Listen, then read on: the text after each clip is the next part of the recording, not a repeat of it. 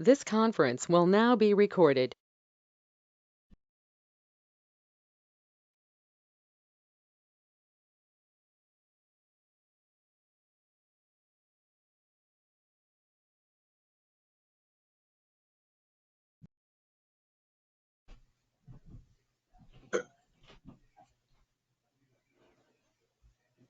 Looks like we're still waiting for the board members to join us.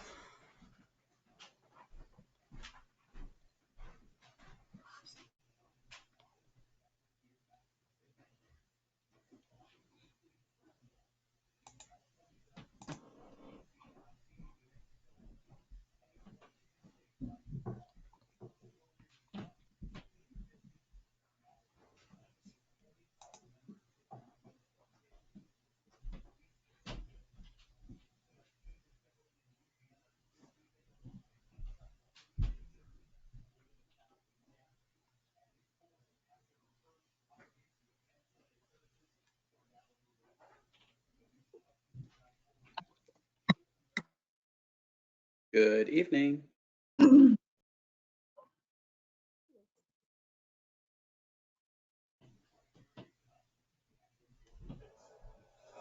Hi, we had the recording going. I'm just seeing if all the board members are present.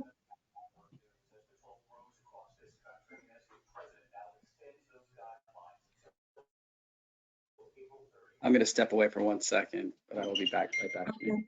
I think we're waiting. We're still waiting for Doug, Jody, Jeremy.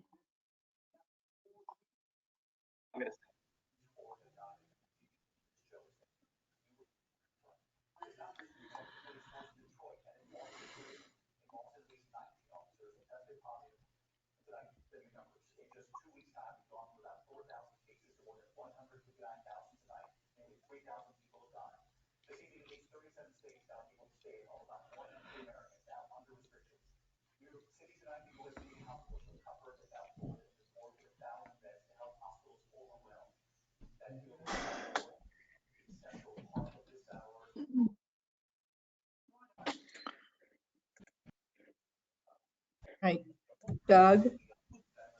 Yep. Joined us. Okay, there we go. Do you know if Jody is joining the call, Doug and Jeremy? Yes, they will be here. Okay, so we're waiting for those two. Everybody else has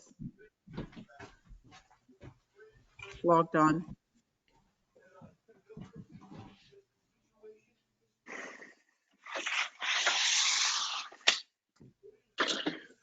So far, Janine, we've got 3 public comments. Is that correct? Have you gotten more? Yes. No, that was it. But one of them is a written comment, so I don't know if you want me to read that or not. Yeah, let's see where we are, but that should be okay. Okay.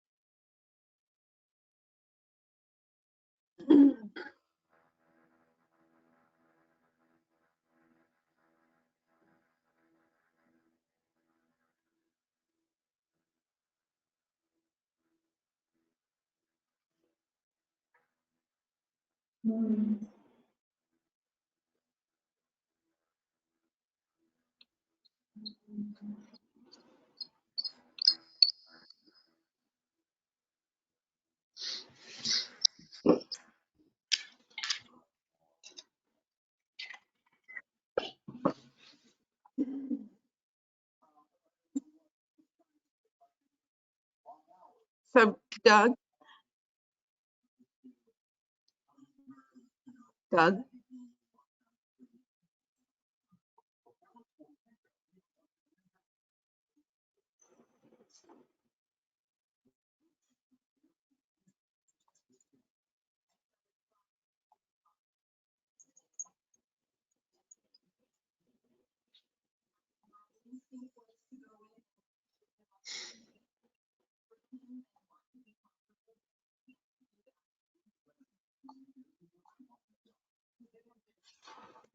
Okay, I'm coming back here.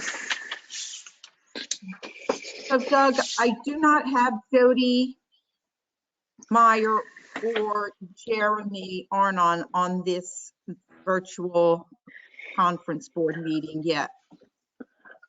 One thing, I got confused when I went into board docs. I clicked on the 5:30 meeting and I put that code in. So, Okay, Jeremy has joined us. So we're okay. just missing, hi Jeremy, we're just missing Jody. Jody, are you on the call? She's trying to log in right now. Logging in.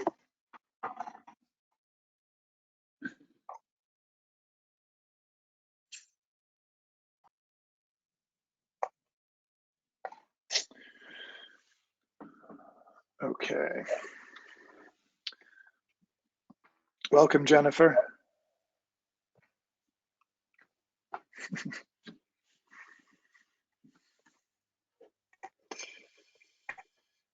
Um,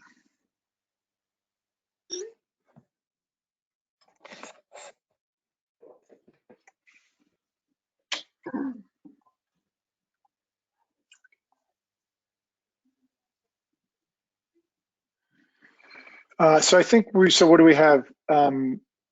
We have 6 board members, is that right, Janine? Right. Jody, if you were on the call, do you have your mic muted by any chance?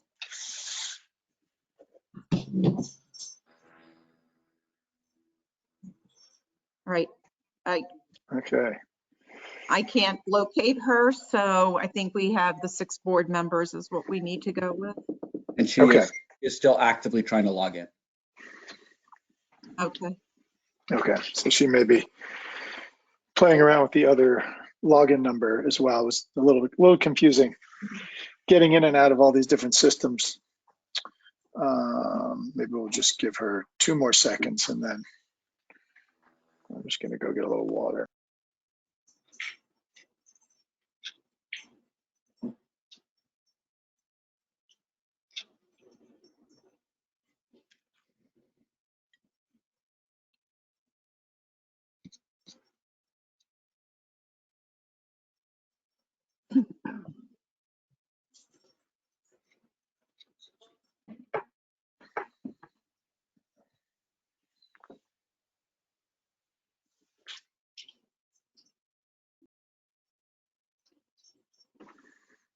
Okay.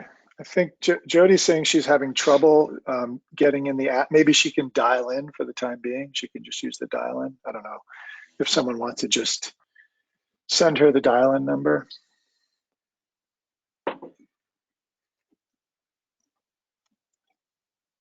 I think the dial-in number was on that email I provided everyone. I'm afraid to go to it because I don't want to shut out my screens. But yeah, it's in Oh, it's in B. If you look at the board agenda, the phone number is there for her to call in. Why don't we get started and I'll If you have the try to work with on her my to see if I screen. can bring it on. okay. Jeremy will try to work with her and we'll just, Okay. We'll kick things off here. So welcome everyone. It looks like we've got pretty good list of people, probably more than we might have if we were in person. So that's in many ways good. More people can participate. So welcome, and we've got a special guest with us this evening who we will introduce in a little bit, but Jennifer Spirelli is here, who we will be introducing tonight as the candidate who we've selected for our new principal role in the middle school. So Jennifer, welcome, and we'll be getting to you in a minute, but I wanted to just acknowledge you. This is the first time at a board meeting virtually that we're going to try to have public comment. So bear with us. I think Janine, who shows up here, is Francisca Goodman. It keeps messing me up a little bit when I look over to you. Is two Francisca Goodmans here, so 2 fees with no actual fee, just 2 name fees. And Janine is going to be trying to manage the mute and unmute, and this is our pilot test. Much like many teachers are doing and students are doing a variety of pilot tests, this will be our first pilot test of truly using interactive media tonight for this.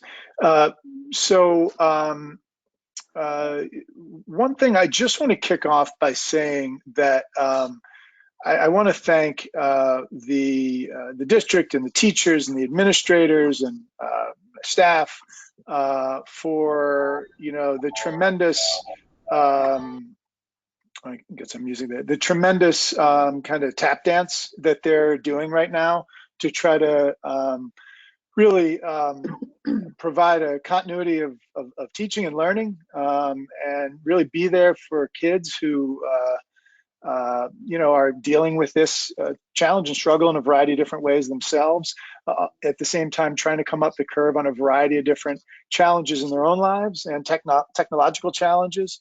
Also just want to acknowledge the families and the parents out there who are also juggling and in some ways assisting in education on a daily basis with their kids that they've not had to do before. And it's been a learning process for everyone. And it's one in which I know that there have been some really great examples of collaboration and creativity and great learning, kind of accelerated learning, and nothing like necessity being the mother of invention. And at the same time, there's been some frustrations and some challenges. And I think at a time, there's just a lot of, kind of temperatures can run hot, and also really be supportive and compassionate. And thank you to everyone in the district, all the teachers, administrators, staff. Thank you to the parents who are reaching out with a variety of different notes.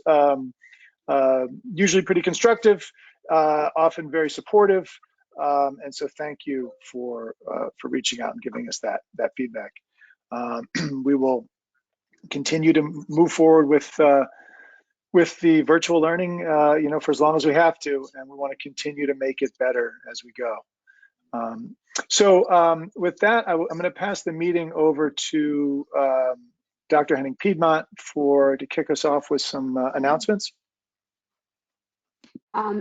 There's one announcement that came to my attention this morning from our legal counsel, and it was a further explanation of the governor's executive order 202.4.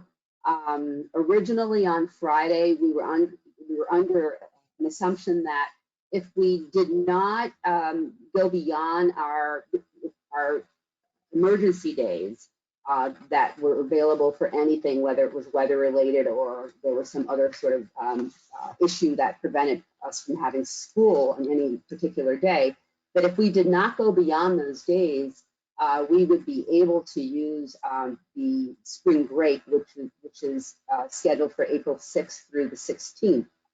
However, there was a conversation yesterday with the Deputy Secretary of Education, who further explain the intent of the governor's executive order. And the intent of the governor's executive order is very different from what I shared in my communication on Friday with the community.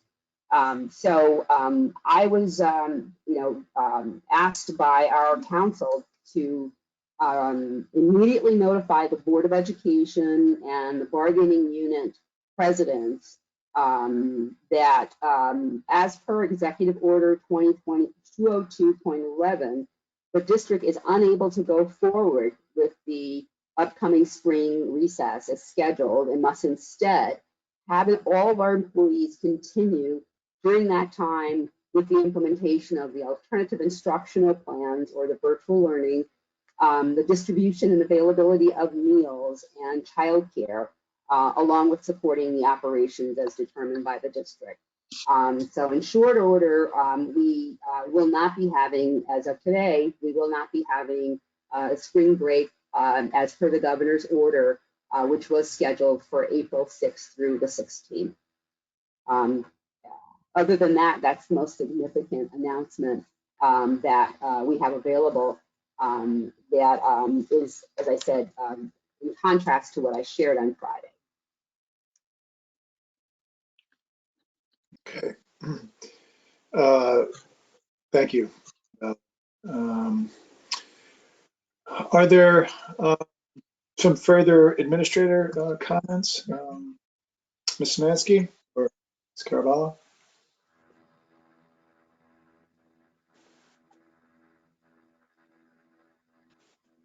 Doug, I just want to jump in. Maybe someone could also state that it appears that the board elections and budget vote will also be moved.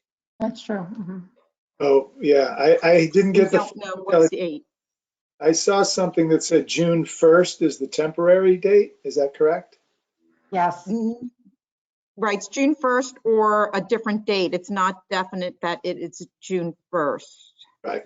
Okay. And they did I would speak think the about, soonest. I think that's the soonest date. yeah, and they spoke about the board elections, and they didn't specifically mention the budget vote, but being they go together, the assumption is that that's for the both of them. I think it's what the intention was. And the other thing is that anyone who wants to run for the Board of Education, that is on hold also because of the social distancing. They don't want anyone collecting signatures right now. So more will be coming out about that with new dates for board nominating petitions to be handed in. Great, thank you. Okay. Melissa, are you on to give your comments first? Why don't you go first, Ms. Caraballo? Sure. And mine are very short tonight because the majority of the things that are going to be covered are going to be in the form of a presentation on both the construction update. I'll speak to that at that point in the meeting, as well as the detailed budget update. But just as a status for the board of our year-end spending, there's been some discussion about, what are the impacts or with right now with schools being closed, and we're still getting guidance on that.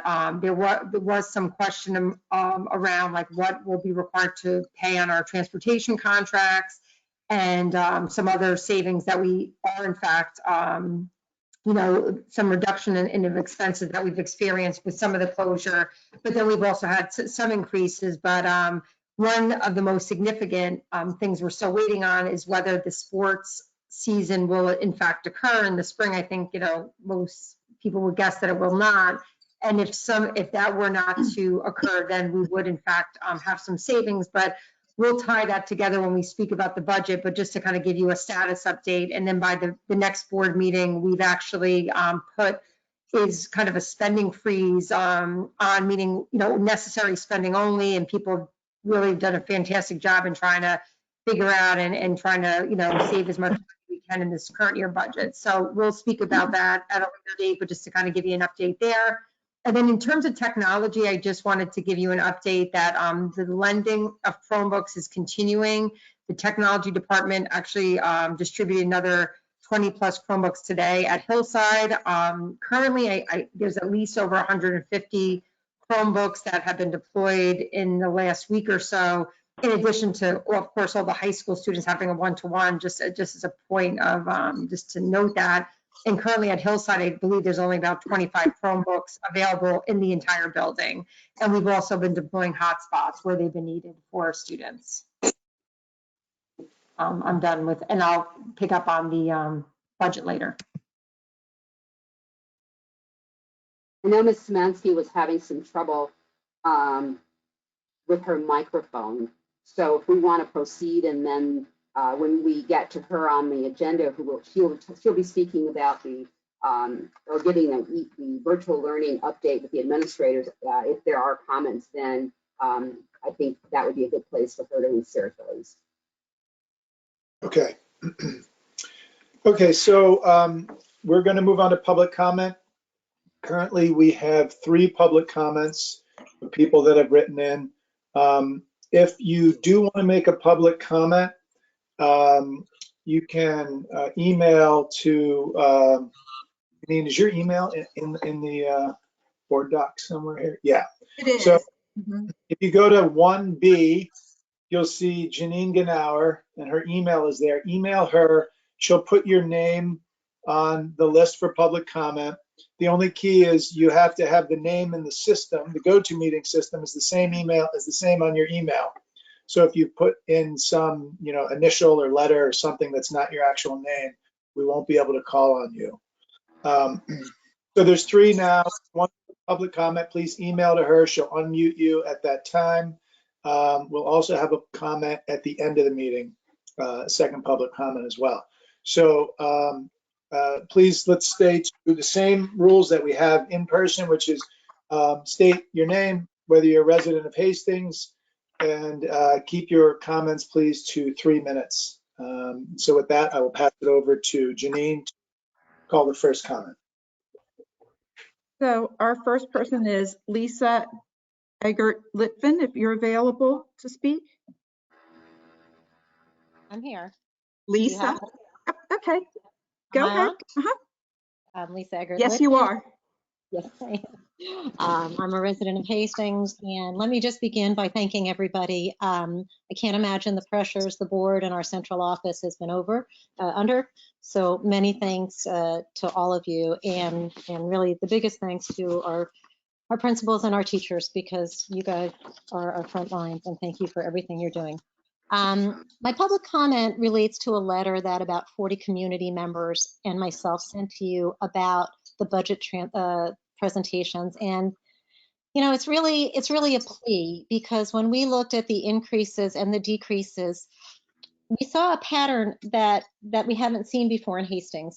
We've always tried with these things to keep cuts away from the classroom. And what I saw in the last budget was the cuts were at the classroom, and the increases were, I saw increases in central office and special ed and transportation.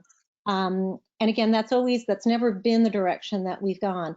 There's a new budget. It was just posted. So while you were doing your intro comments, I tried to look at it, but obviously couldn't give it a deep look. It looks like there have been a number of adjustments. I know, Maureen, my guess is you're going to say this later, but funding for next year is so iffy. I don't even know how you make a budget. The governor is saying that he may cut our funds during the school year, budgeted funds that we're counting on. So I do understand that we need an austerity budget. A few things I want to point out, though. The cuts that I've seen, again, I don't know what has lasted, but they go directly to the child. Clubs are low-cost items. They're $1,000, $2,000. I see increases in certain areas and decreases in clubs that help children. A math club is often a place that creates math majors, and maybe for kids that don't have other places to go. Another cut that to me does not make sense, especially in light of the coronavirus learning slump that we're going to have, is the cuts to the coaches and specialists at Farragut Middle School. We're going to need them more than ever. At the same time, on the other end, and I'll listen to what Maureen says, I see huge increases in professional development. Now, while professional development is a wonderful thing in healthy economic times, to me, it's what you back burner during critical, dire economic times like we're about to face. I see lines that include the master scheduler who was already here this year. I don't know why we have him coming back if he still survived. And even something as simple, and I understand it, the superintendent conference days. I see that you've adjusted the budget, but it still shows an increase from, I believe, $4,000 to $8,000. You know, those are 4 days. We have such great staff who can teach our other staff, or who perhaps you use those days for staff to work together. Take that 4,000, don't put it to superintendent conference days for an increase. Restore those clubs so that our kids' mental health, the place for them to go, is retained. Out of district busing is another one. I looked at Dobbs Ferry. Their entire busing budget, I believe, is under $1 million. That includes out of district and in. Our out of district is over $1 million.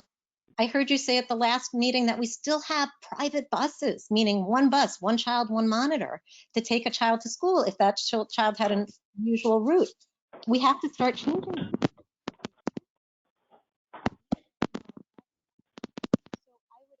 Lisa, you're breaking up. Well, did you hear what I said about the out-of-district busing and the costs, how we compare it to Dobbs Ferry, where we pay much more? I would urge us to please look at bus stops and look at bus passes, because it's on the backs of us.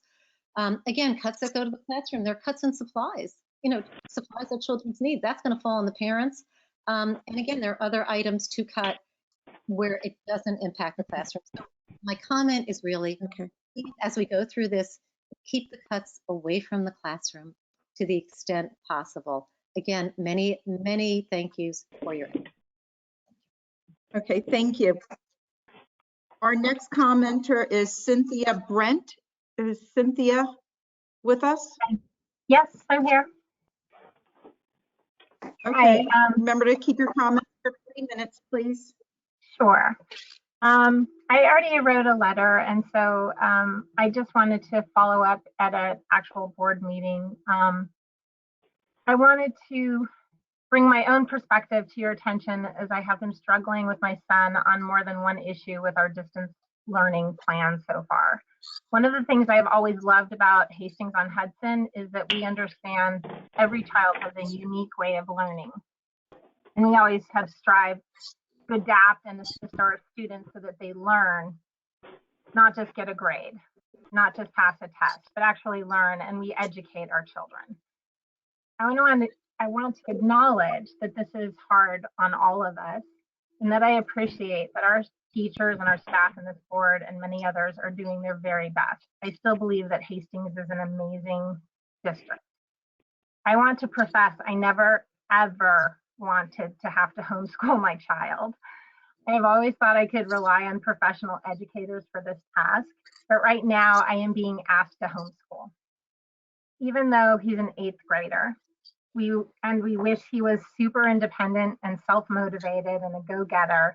He's just not that kid. So on Wednesday, March 18th, my son and I went to try and figure out Google Classroom.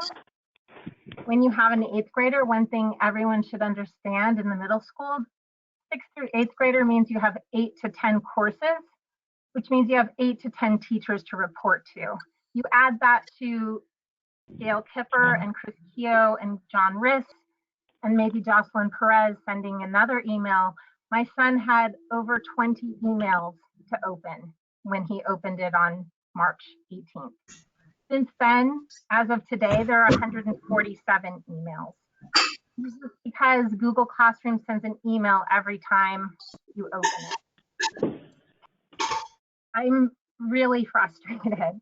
And I was online under Parents 10706, so I know that there are parents that I received an email of call to action for Zoom meetings to do more. I actually want to ask you to do less. I think that this is all too much, and that we really need to be more thoughtful and engage our students with the material still. I got a big document dump, and anyway, that was really what I wanted to say. Mostly, I think that out of those 8 to 10 courses, my son has 3 high school courses, 2 of them are Regents courses. I'd like to know that, 1, the Regents courses I think should, at this time, I'm proposing that we get them canceled or delayed to a much later date. And right now they're still on the agenda. I don't like receiving information in 2-week intervals. It's disconcerting.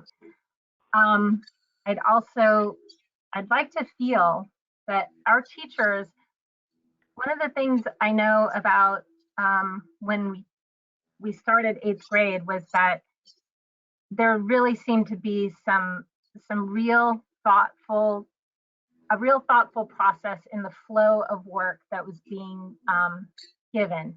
And there was no overlapping. He was able to get most of his work done in school. Homework was manageable so that he could have free time. Now with distant learning, we're spending 2 hours in Google Classroom printing out our worksheets, figuring out a plan, and it's really not working. It's really hard. And I've written a letter. I really think that the 4 courses that are necessary that require distant learning and require really being looked at are algebra, earth science, language arts, and Spanish. I think that the other 4 courses, social studies, health, physical education, art, technology, home careers, those courses could take a back seat for a minute while we figure some of this out. I would really Cynthia, like. can you wrap up, please? Cynthia, you'll need to wrap up. Thank you. Yes, so that's really it. I hope that you'll consider sort of delegating in a more effective manner so that this was all manageable. Thank you. Okay. Thank you, Cynthia. The other person who wanted to comment, but I don't think they're available, is Nancy Sassano. But I cannot read her comment. I'm not able to open it right now, but because it's showing up oddly on my phone. But basically, the gist of the comment was that the board take care in its spending and the allocation of the monies because of the current pressures from COVID-19. And I will place her comments on the agenda after the meeting, if that's okay with the board. Yeah, and I'm trying to find it. For some reason, I can't find it right now either. I don't know if. I found her email if you'd like me to read it. Yeah, Okay. please. Thank you. Yeah. Thank you. I'll read it. Dear Board of Education members and administrators, this is from Nancy Sassano, sent yesterday at March 29th. With all due respect, please consider the content on everyone's behalf. Last week, my husband and I were included on an email sent to you with a group of other dedicated community members. Our first priority has been and will always be for the children of this school district and their future. During these difficult times, it is important that we all support each other while maintaining optimism. These are frightening times for all our families. In light of the updated data from today's news, none of us can predict what the next few months will bring. One thing is for sure, we need to remember each and every day we are all in this together. We are now feeling very strongly that it seems impertinent to even go forward with the discussions of the 2021 school budget process, given the state of affairs with the New York State budget in turmoil. Luckily, school administrators, teachers, and union employees have not seen a reduction in their salaries through all this. They are still receiving their current salaries, unlike hourly workers, small business owners, and senior citizens who are losing their pension savings overnight. At this time, we strongly feel these continued presentations on the proposed 2021 budget are illogical, not knowing the future revenue aid coming into the district.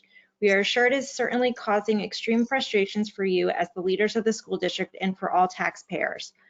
What we all should be focusing on at this time are the plans on the transitioning of the students returning to school and where they are with the gap of the normal classroom instruction.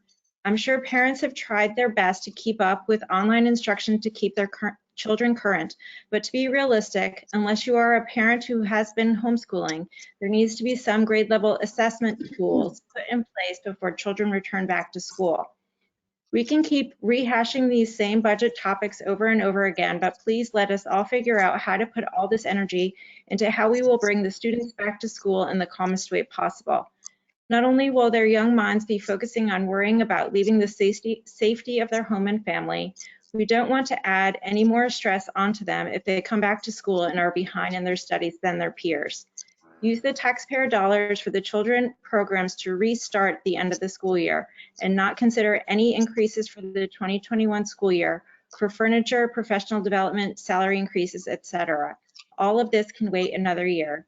We will continue to pray for all of you and your families to remain safe and that you may be guided by all your decisions. Take care. Respectfully submitted, Nancy and Mike Sassano. Thank you. Thank you.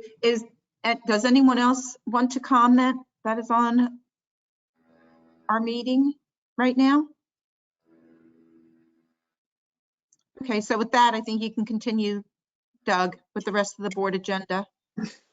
I just want to come back to see if Melissa Szymanski has a working microphone and wants to make her announcements. Okay, we'll check back again.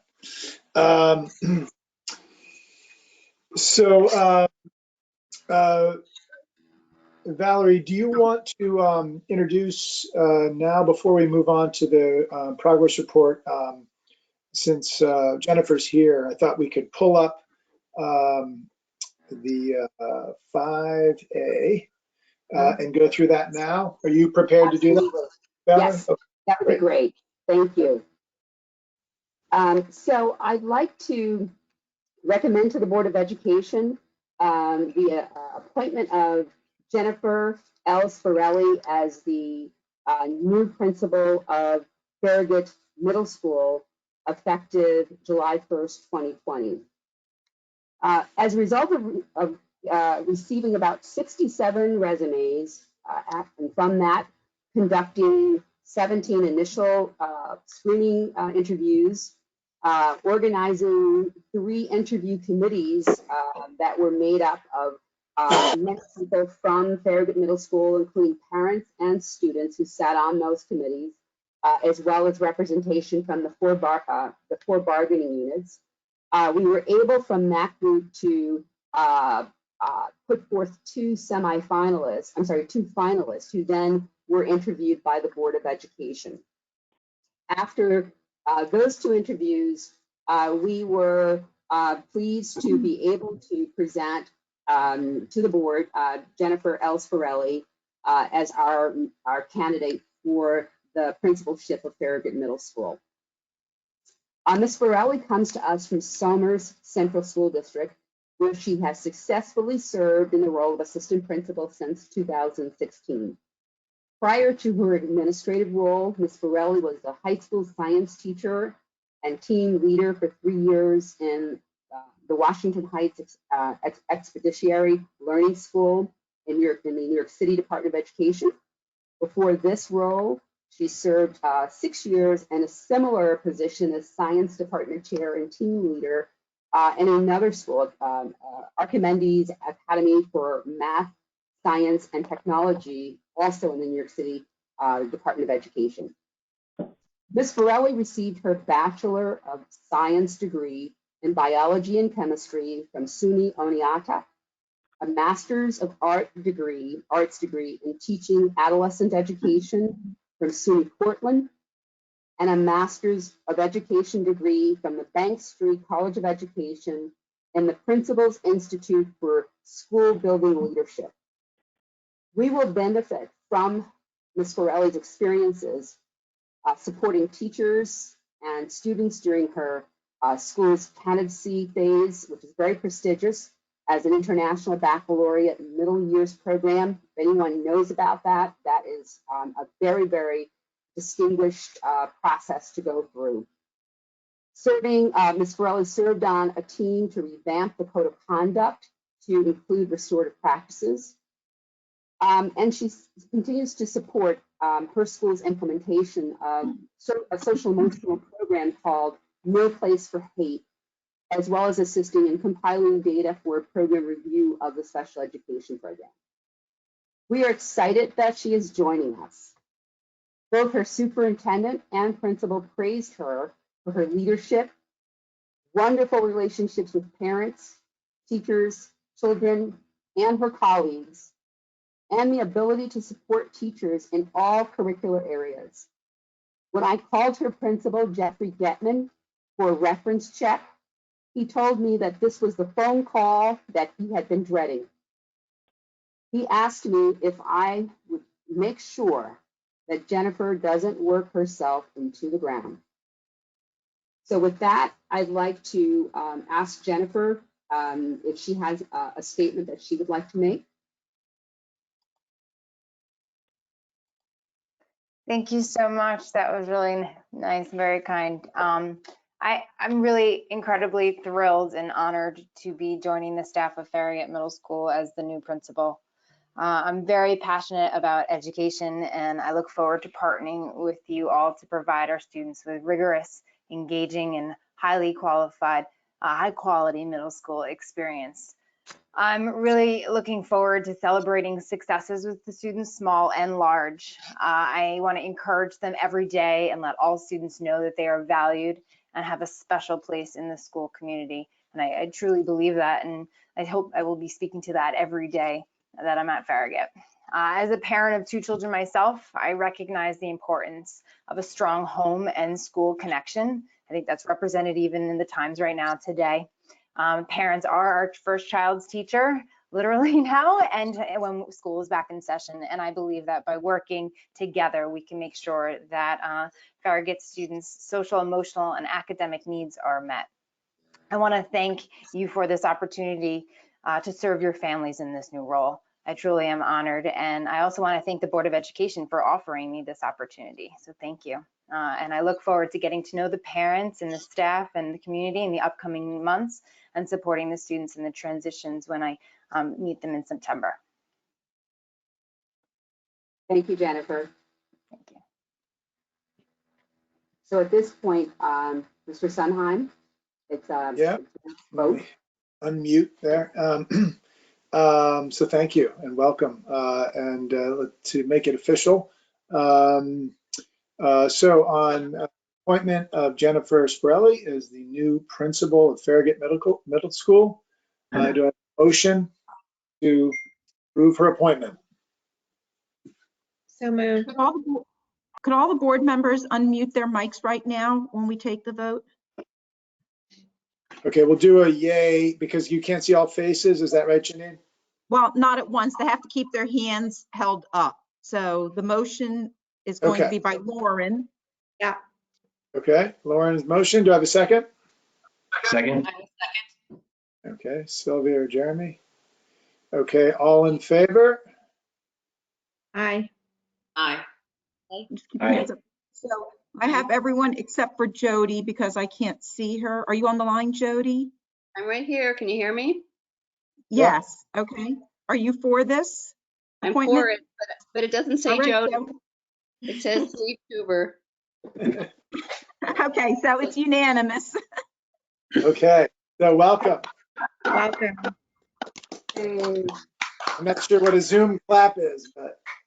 right. And when we actually began to turn the corner to come back to school, or return to schools, we'll of course have a reception and other opportunities for Jennifer to transition while Ms.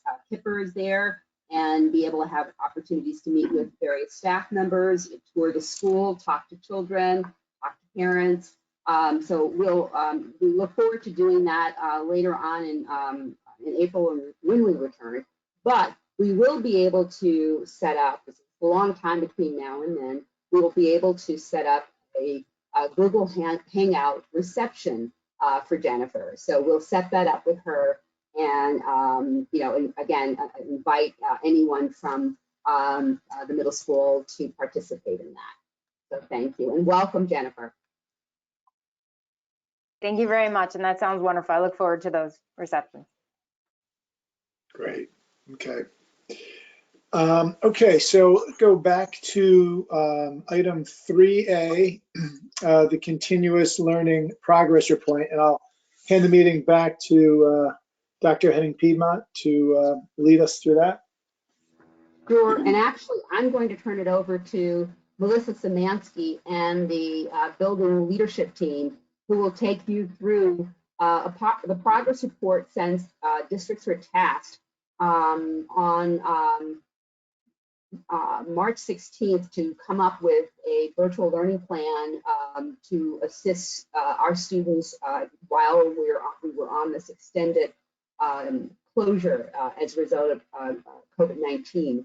So what Melissa and the building leadership team has done in this progress report is to basically go through all the different ways in which we have tried to make the continuous learning program one that is helpful to children, and that we continue to improve upon that, knowing that there are certainly areas that we, as we started, many teachers at the elementary level had not been using Google Classroom, which is what you'll hear, and yet almost overnight they set up their classrooms, and at the same time as they were providing assignments, resources, and materials to their children, they were also themselves learning how to navigate through that. So I want to thank all of our teachers and all of our administrators and all of our parents for going through this together to make sure that we were doing the very best that we could for children,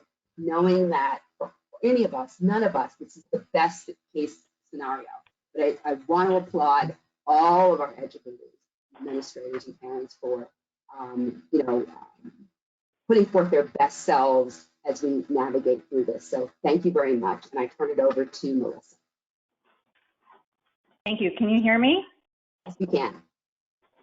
Fantastic. My apologies for the technical difficulties. I was on GoTo all day, but for some reason I'm showing that I'm having network issues. So we're getting creative here.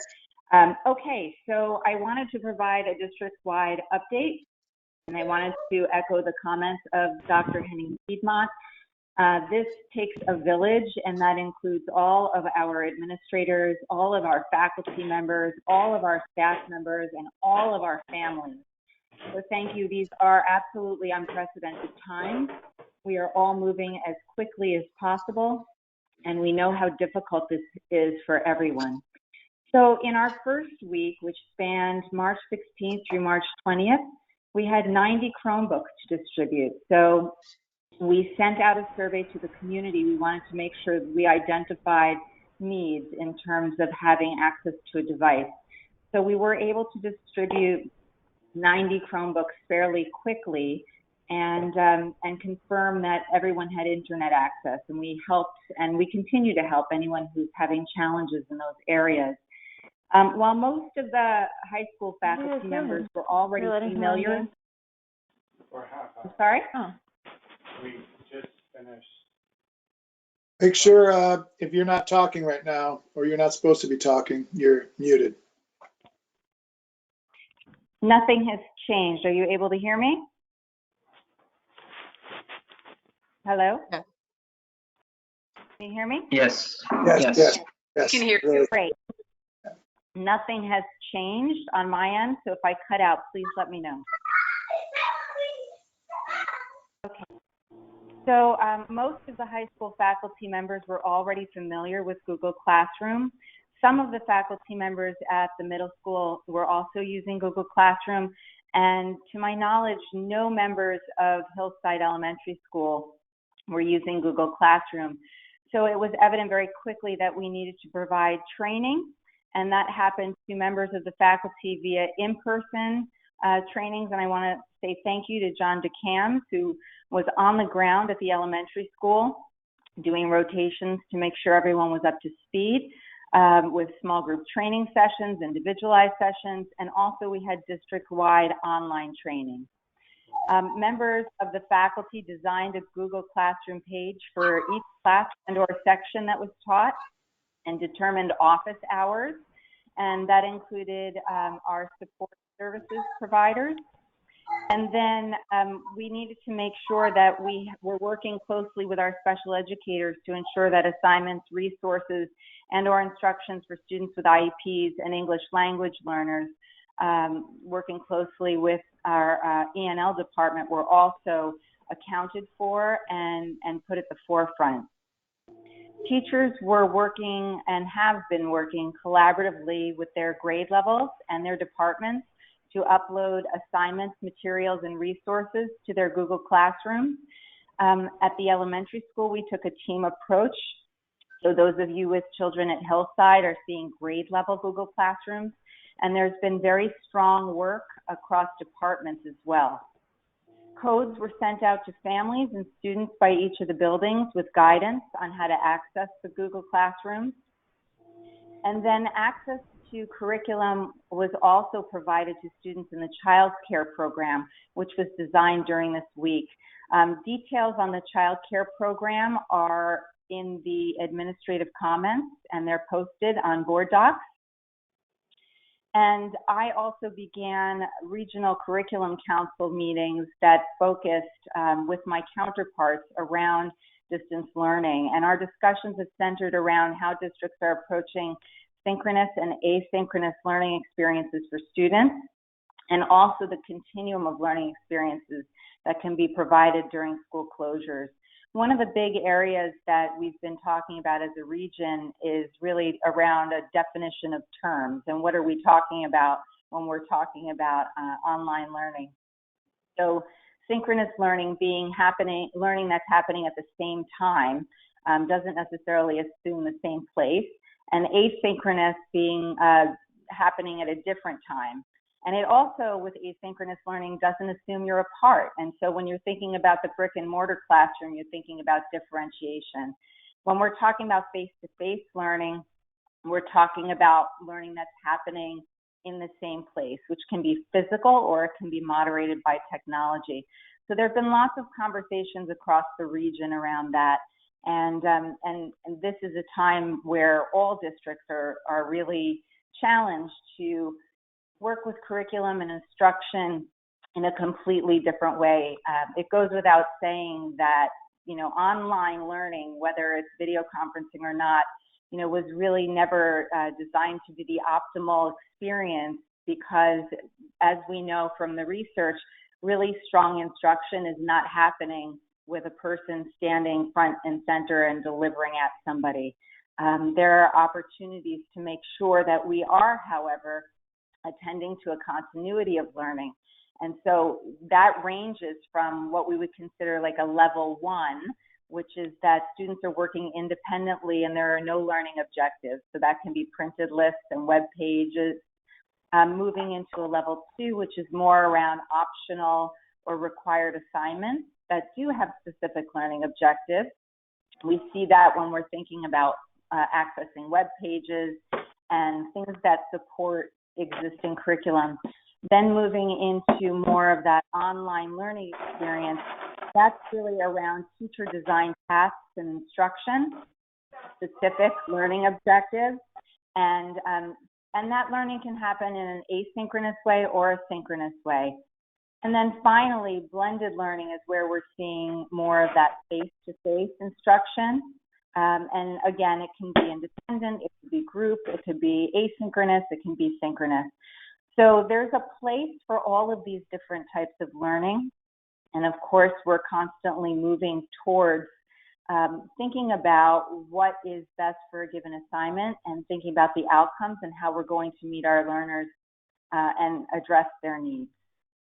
In our second week, which was March 23rd to March 27th, that was last week, as of that week, attendance and student participation had become some areas of concern, and that was particularly at the elementary and middle school level. We do not, through Google Classroom, have a discrete diagnostic aside from the attendance process that we've just put into play to be able to gauge participation and attendance in class, other than whether or not students are completing their work assignments. So our current estimate last week, based on anecdotal reports from teachers and administrators, was that approximately 60% of students were completing assignments through Google Classroom at the elementary and middle school level, and about 80 to 100% were completing assignments at the high school level. We developed a formal process for taking attendance at each building to enhance and ensure student participation in continuous instruction. And then these expectations were just communicated back out to the community by each building principal. So essentially at each building, students will need to answer an attendance prompt in Google Classroom. And we wanted to create flexibility and acknowledge again that this is an unprecedented time. So we are giving students until noon each day to check in. And students who have not checked in by noon will receive a robocall similar to our attendance process in the past. So that will be happening moving forward. We moved in that second week to expectations for classroom assignments being clearly posted by each teacher in their Google Classroom. I met with the Chair Council to determine parameters for grading during our period of e-learning, and representatives to that group included administrators, department chairs, and team coordinators.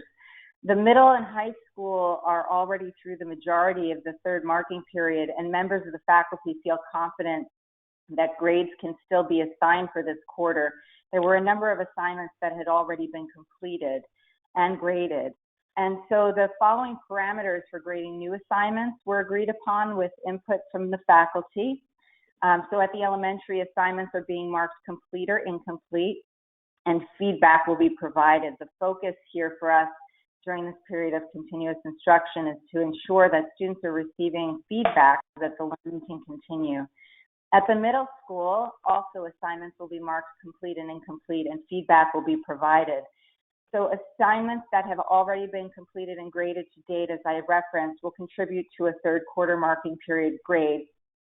And new work can only enhance the grade unless work is not being completed, or if something is needed to be redone, if there's been a request by a teacher for a student to redo something. If it's not redone, those are the only circumstances where there could be a grade impact. Again, we really want to ensure that the focus remains on the learning. At the high school level, assignments that have already been completed and graded to date will contribute to a third quarter marking period grade. New assignments will be assigned a grade of either needs to be redone, meet standards, or exceed standards, and that will be tracked in eSchool so that it's visible. Assignments that exceed standards will serve to boost the third quarter grade, and students' third marking period grades will not be hurt by new assignments, again, unless students are not completing their work, or if an assignment needs to be redone, that's not completed. The exception to this will be assignments for SUPA and AP and SUNY Albany classes. Those must be graded, and that's so students are able to receive course credits. We provided from central office updates around 3 through 8 state testing. So grades 3 through 8 assessments in math, English language arts, and science have been canceled. New York State alternate assessments have been canceled. The NYSA flag for English language learners was canceled. And updates were provided around high school state testing. The AP exams will still be given online, and that will be given in a 45-minute period. And we're still awaiting guidance around Regents exams. The state has not yet made a decision around that. We are very, very grateful to have been collaborating with Lukman Ramsey, who is a parent in our community and works with the Google Education team. And we've been leveraging his expertise to troubleshoot questions around how to help teachers better utilize classroom in combination with other applications. So he's able actually to take back challenges that teachers are facing to the education development team at Google and hopefully arrive at a resolution. So that has been a very, very wonderful partnership. A member of his team, Sam Canning Kaplan, joined us this past Friday during our first professional Appy Hour, which I'll speak to in a little bit. So it was great to have his voice and his expertise to help support us.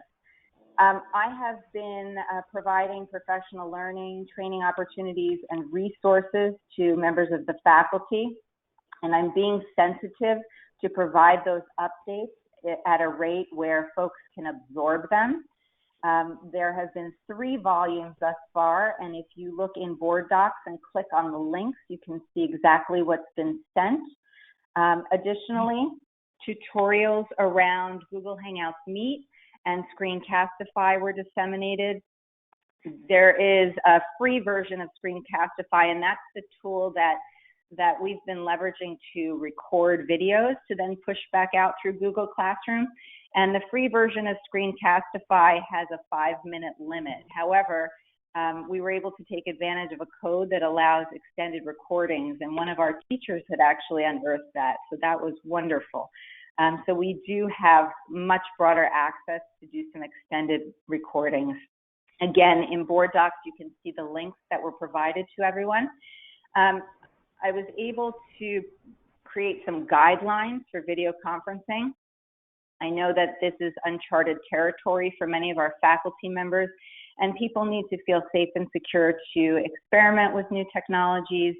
And so I was able to create faculty guidelines and also student guidelines so that we are all on the same page.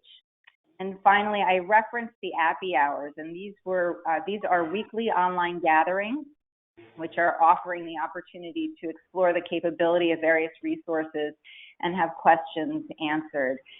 We did have at least a dozen or so people jump in on our first Appy Hour, and they asked tons of good questions.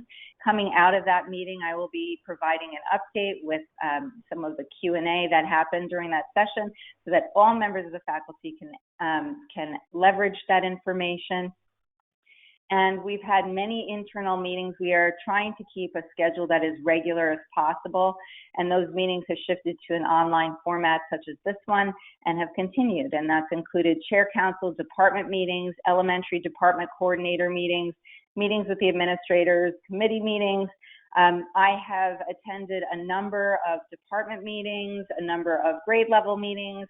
I've been working with EDC members on behalf of their grade level teams around content area resources. So we have been very, very busy and making sure that we are constantly iterating and listening to the feedback that's being provided and working very, very closely with our regional colleagues. I'm going to invite Jeanette Coker, our Director of Guidance, to share the counseling update bullets.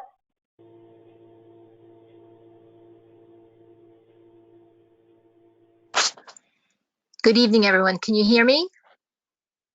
Yes. Okay, fantastic. So not to belabor the counseling bullets, but the counselors have been reaching out to all of their students individually, and we're going to be reaching out in groups starting this week through Google Chats. We've created a video for our seniors, which we'll be releasing tomorrow morning. Additionally, we are contacting all of our 504 students since we are their case managers to check in with them and see if everything is going well, help them to manage any work that they might have, or help them with any of their anxieties that they may be experiencing during this time. I'm not looking at the board piece, Melissa, so I'm sorry if I'm missing something. Sure. There's a support resource for Google Classroom for all students to access as needed.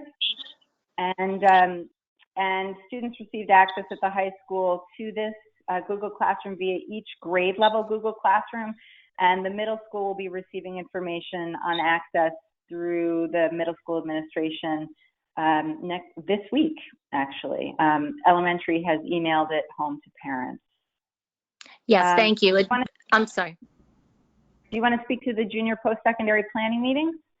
Yes, and I was also going to add the scheduling pieces. Thank you. So we had post-secondary meetings with our junior parents and students prior to us being out of school. So any meeting that we did not have, we reached out to families and have been doing those via the teleconferencing, and will continue to do that until all the junior meetings are completed, and that's been going very well.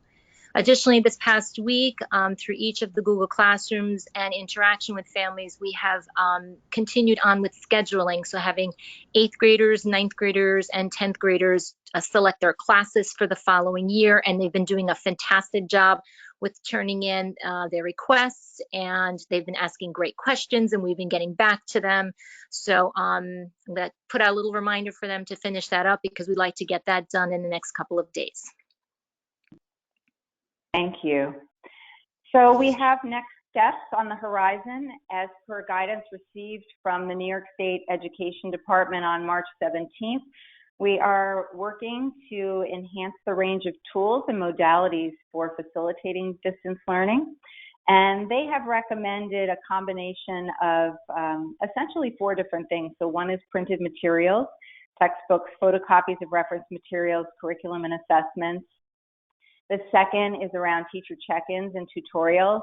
And that can be through a variety of different technologies: telephone, email, video conferencing, being used to facilitate one-to-one or teacher and class interaction, or lesson delivery between students and teachers, counselors, other appointed adults.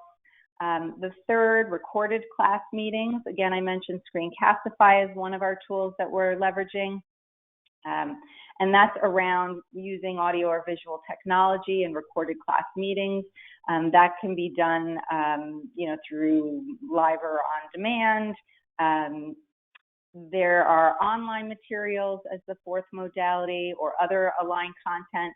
So that is digital copies of textbooks, reference materials, assignments, links to different websites, online learning platforms. We have been working collaboratively with the Hastings Teachers Association around all of this. We have maintained a very collaborative relationship. I do want to say that this is a very steep learning curve in terms of how we are reshaping the modalities of our instruction.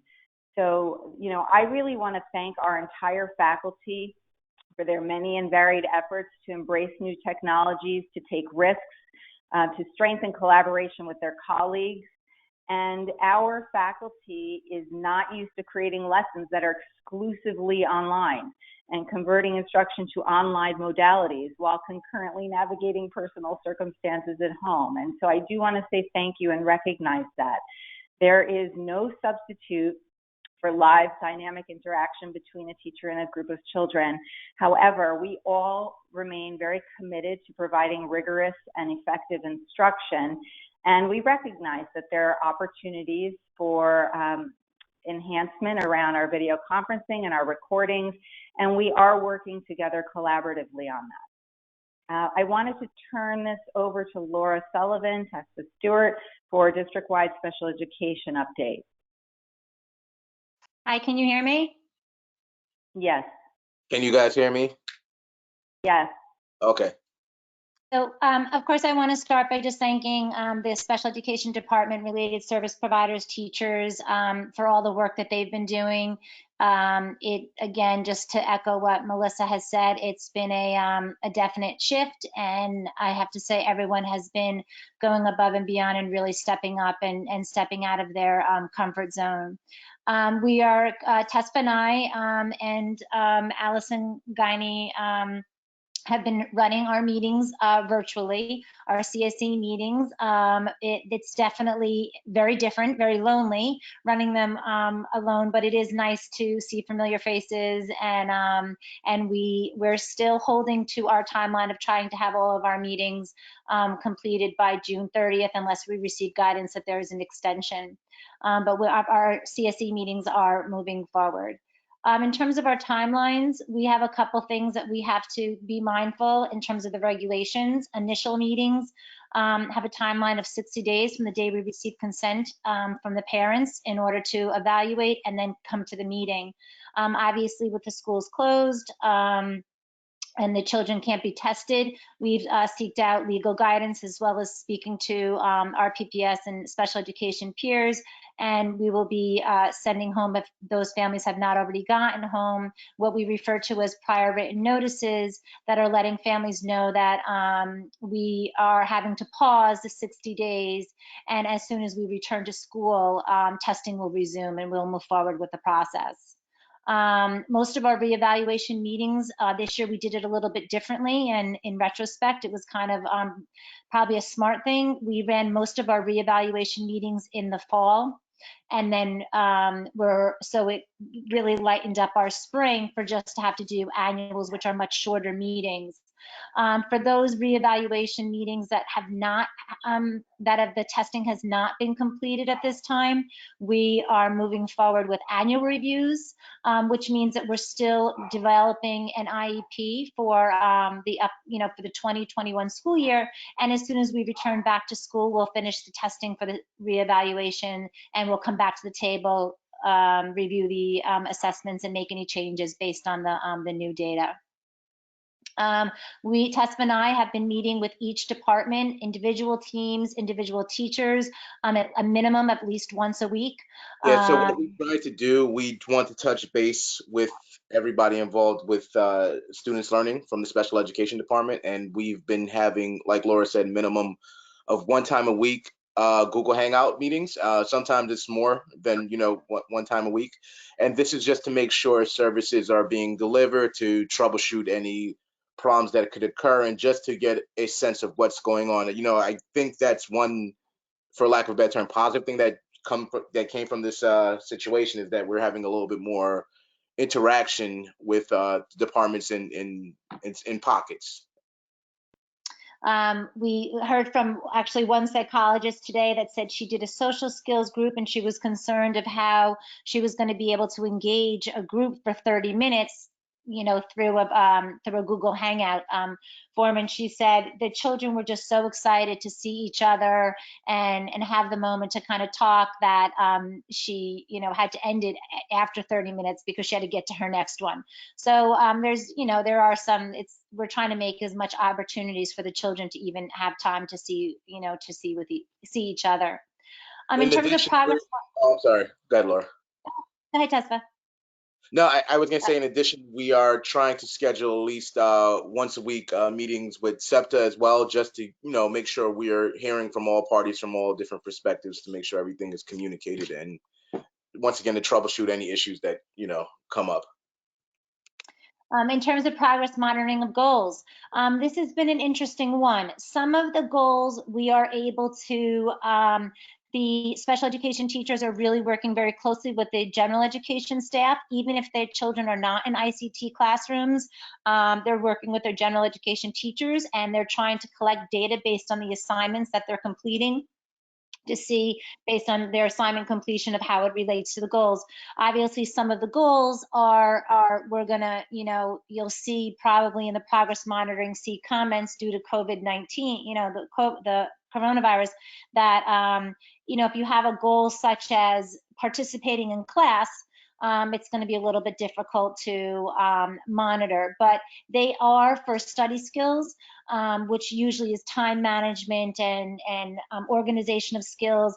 Our special education teachers are really reaching out to those students that have those goals, and they're working one-on-one with them on how to navigate the system of Google Classroom, of navigating all the assignments they have, how to prioritize them, how to look at long-term assignments versus assignments that have a shorter turnaround. For some children, they may not be as comfortable as having these conversations through Google Hangout. So if they want to have a phone call or do it online, some of these sessions are even happening just with the parents because the children are younger. So the support team is actually working with the parents on how to help support the younger children in navigating through this process. The largest message that we try to share with the staff is communication. We're advising staff members to at least try to touch base with everybody in their caseload, as frequent as possible, but just a form of communication, whether it's a phone call, whether it's a Google Hangout. We really want to stress that communication is evident.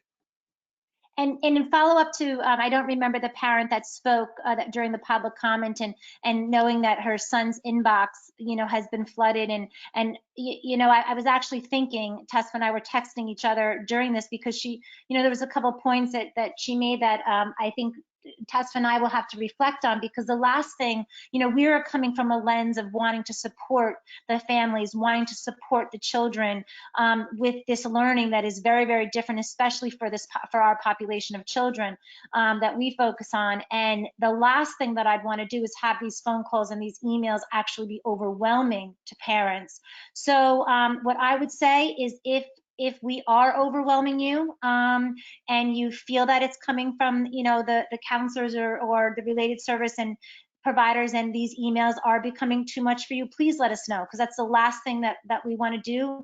We've been kind of pushing this communication because we want to be a support service, but on the other hand, listening to the parent that spoke, as a parent myself, I hear you, and I'm going through the same struggle. So please reach out to us. That is, I know that's kind of at the end of our presentation, but Tessa and I are here. So if something is, everybody's an individual in this new territory that we're navigating. So if something is not working for you, please let us know. We're really trying to individualize everything.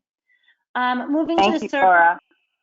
I wanted to just jump in and add, there are some opportunities to turn off certain email pushes and certain functions through Google Classroom.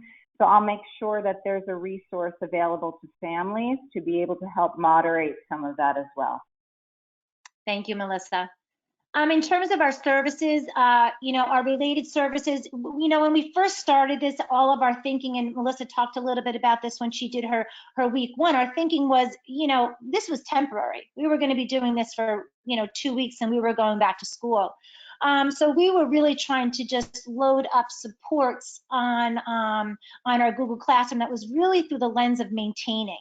When we realized that this was not a 2-week situation, that this was going to be going to long-term, and Melissa spoke about this a lot, of how to really quickly shifting the gears and getting training and stepping out of our comfort zones and really looking at related services. When I talk about them, that's reading instruction, speech and language therapy, occupational therapy, physical therapy, and counseling, as well as parent training. So we are pretty much, I would say today, we're up and running in all of these areas. Some of those areas started last week, but we're really up and running. And the way that they're being delivered is in a few ways. They're being delivered by, one-on-one teleconferencing, whatever platform, whether it's Google Hangout, small group instruction through Google Hangout, and also assignments that, rather than just what you were probably getting, parents were probably getting inundated through the Google Classroom with all these lessons that we were putting up. Now we're just assigning them to specific children. So we're being more detail oriented, looking at the lessons, retweaking the lessons, and then assigning them to specific children as they match, rather than just saying this is a resource for you to navigate. We're now navigating it and trying to disperse it out. And again, the related service providers are here for you. If you, we're mandated by the government to continue with our services, but the last thing we want to do is overwhelm anybody. So please work with us on individually, because we know that every home is different, as there's different things that are going on at home. So if it's too much, too little, please reach out to us so we can work with you. We did receive feedback that our resource room teachers were really trying to, be mindful of monitoring goals. And the way that they typically monitor goals is they'll do a little bit of some probes, and they'll do a task, and they'll have the child do a quick assignment, and then, based on their progress is what we report out. We keep the data and we report out on it. What we were hearing is that this was actually more additional work for our children, when it wasn't intended to be additional assignments. It was actually intended for us to help monitor our goals. So we've asked all of our resource room teachers to stop posting additional assignments, Right. and really we stress just for them to support and supplement the instruction that's going on in ICT classrooms, special classes, or any other classes that a student with an IEP has. And we really just wanted them to have the specific focus of support, supplement, and to provide resources that could support the instruction that's currently being given. So if you were getting those assignments last week on Resource Room, we apologize. We were coming at it from a different lens of wanting to maintain our compliance with goals. But again, this is the new system that we're working through right now. So we have stopped, we have asked those additional assignments to cease. In terms of integrated co-teaching classrooms, this is probably, you know, the teams are working really closely. Some of the teams are doing co-videos, Google Hangouts. They are, you know, they're looking at ways that they can differentiate for those students that have modified assignments on their IEP. They are modifying.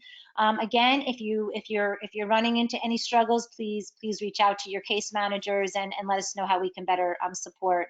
Same thing for our special classes, our 12-1-1s, our 12-1s, and our 8-1-2s. Special education teachers have provided individualized assignments for the students. They have some daily routines of videos up to keep a routine for the children that are in the classroom. So whatever their routine would be, those videos and websites have been posted. And they are also available for Google Hangout sessions and telephone calls with the children, with the parents, with the child and the parent as well. Tessa, you want to take the assistive technology? Yeah, so and I have to give credit to Tony Jimenez, who is one of our tech support members of the district. He did a great presentation on how to access Google Read and Write, which is available to every student in the district, whether they have an IEP or not. And it's really hands-on, and we informed that, we instructed that our special education teachers post this presentation on their Google Classroom pages just to help families and students support how to navigate the device. I'm sorry, not the device, the add-on that's on the Google Chrome. In addition, if any parents or if anybody needs any support with a specific device, if the child's a one-to-one device or they're having difficulty accessing it, we really ask that you guys reach out to us so we can figure out a way to support. As well as, you know, we also heard feedback that certain documents weren't being uploaded or not scanned correctly, and it was messing with the read and write program. So we also stressed the teachers to please double check the assignments, to double check that they're scanned appropriately, to see that there's access to it, whether from a read or write perspective from the software. And if not, parents, please reach out to the case manager just to let them know that you're having trouble accessing a certain document or it's not working well, and we can work around it, whether we have somebody read it and post audio or something to help support the child. In terms of consistency, all the special education teachers are involved in their individual building levels. So everything that you're going to hear from the building level administrators, all of our special education teachers are included in that. So they're doing their building level work, and then they're also doing their time with Tessa and I. They're participating in professional learning activities that not only are horizontal on the grade levels, but they also work across grade levels. So they're also doing both alignments. I think we've touched on a lot of these in terms of communication, in terms of reaching out, and I don't want to go through this as in just being thoughtful about time. So let us know if you need anything. That's really the bottom line. Right, and just want to be thankful once again to the parents, the teachers, everybody involved with this. This is something new. You know, this is not homeschooling. This is what we would call what we're saying is trauma schooling. And, you know, we definitely appreciate everybody who's supporting us and how we can support everybody throughout this time. So thank you guys. Thank you. Any questions or? All right. So now a building level update. So we have a few of those. And the first is Hillside, Amy and John. Can I just jump in one before you start off, Amy? And I just want to be mindful of time, realizing we've got the bond and also the budget stuff. I think that what would be really useful as we go through the buildings is, I mean, the thing I really appreciate about everyone that's put this together is just the level of detail. It's an excellent accounting of what you've all been up to. And if you're able to just pull out each building, 3, 4, 5 really important things that maybe reflect some of the things you've been hearing from parents or concerns from maybe students or teachers, and that I think would really be a helpful way just to give us kind of the highlight, because you've done a really great job kind of getting in a lot of the detail here. Great. Thank you so much, Doug. That makes total sense. And again, to that point, there's a developmental arc for adult learning on this too, and we really appreciate the feedback that we've gotten from the community so we can remain steadfast in our partnership. So Amy, John? Sure. So good evening, everybody. We are, very, very pleased with the progress that we've made as the elementary school. The daily expectations really changed as a result of the collaboration with our families. We had begun by making sure that everything was up by 8:30 in the morning, but some of the feedback from our families was that it would be helpful to have it up the night before so that families could plan out their next days. So our grade level teams came together and agreed to post their daily schedules by 9 p.m. And that was a great solution, which I think has been very appreciated by our families in the community. In addition, our special area teachers are posting their weekly assignments the night before A-Day, so families have the ability to plan out their days. The other thing that has been challenging for us at Hillside is really helping families to organize their days. Our families, because we have young children, are struggling with balancing their work responsibilities as well as the support for their children. So one of the things that's been very important is that we remain flexible. We've been able to share out recommended schedules with an understanding that parents can organize their days as they see fit. One of the challenges that we're working on right now is the expectations for students. We have the mandate that we have continuous learning. So we do have assignments that will need to be handed in. However, we are committed to being flexible with families to be able to make it work so that families have time to be able to get the assignments to the teachers for feedback. So that's something that we'll continue to work on, and we'll continue to collaborate with our teachers and our families. As you know, our teachers have been highly committed, working really nonstop to be able to make sure that they're providing a wonderful learning experience for children. And in just 11 days, we've seen a significant level of growth from where we began to where we are now. Our teachers have been engaging not only in emails and phone calls, to be able to answer parent questions and support youngsters, but the instruction has really taken a giant turn. So we started out, again, like Laura had said, with just a short period of time. So we put a lot of resources up, but quickly realized that our students needed instruction. So teachers have been working diligently to be able to plan instructional materials for students. And these instructional materials include everything from,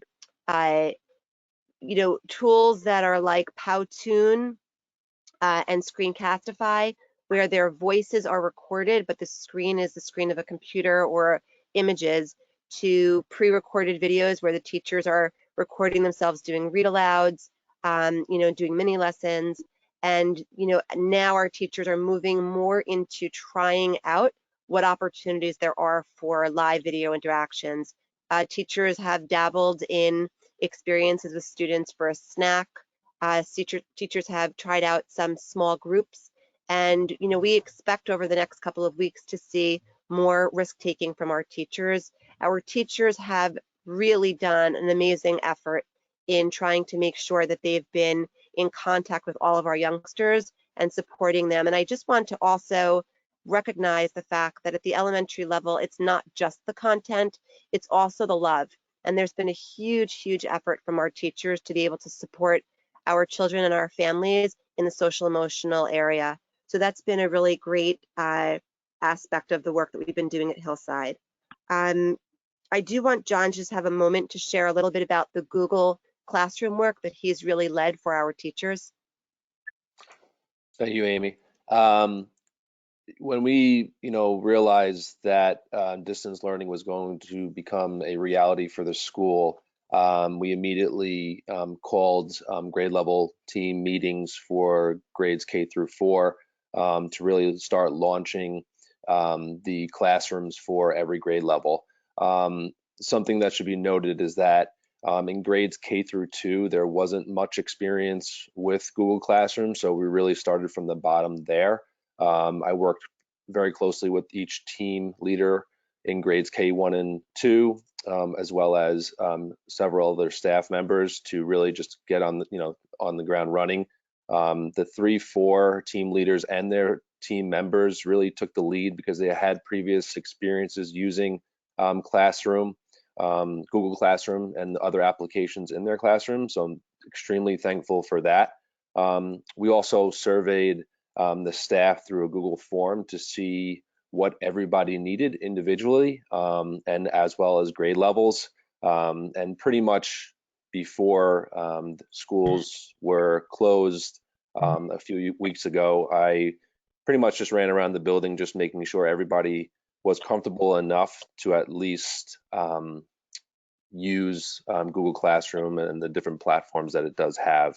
It definitely has been a learning experience for all, including myself. I have to thank our teachers for being flexible and learning. As Melissa stated before, there is a learning curve with all of this and technologies, and now doing a lot of the learning, all the learning remotely has been even more challenging, but everybody has been up to the task for sure. And I also, I've been working very closely, again, because a lot of our K-2 students had never even logged on to their Google Classroom accounts because we weren't using them in school each day. I worked very closely with our technology department, specifically Christian and Tony, as far as just having students being able to log on and make sure they had the correct usernames and passwords. And again, our teachers as well, sharing that information with families. So there's been a lot of communication with that. And I think we are all moving in the right direction. But again, I would really stress the point of it's been a learning experience for all. And, so far, and I believe, moving forward, it'll be the same way that we've all been up for the task for sure. Thank you and both. one last piece to note, I know that we are short on time, so I just want to share one last piece. I just think it's very important to recognize the fact that our teachers are putting in a huge level of effort in being able to move what they do so well to an online platform. And our families have been very, very supportive in recognizing that effort. And I just want to encourage everybody to continue with constructive feedback, but to also remember that our teachers are working so hard. So when that feedback comes, to just be sensitive to understanding that they are trying. They are really trying their very best. Thank you, everybody. Thank you. Farragut, Gail, and Chris.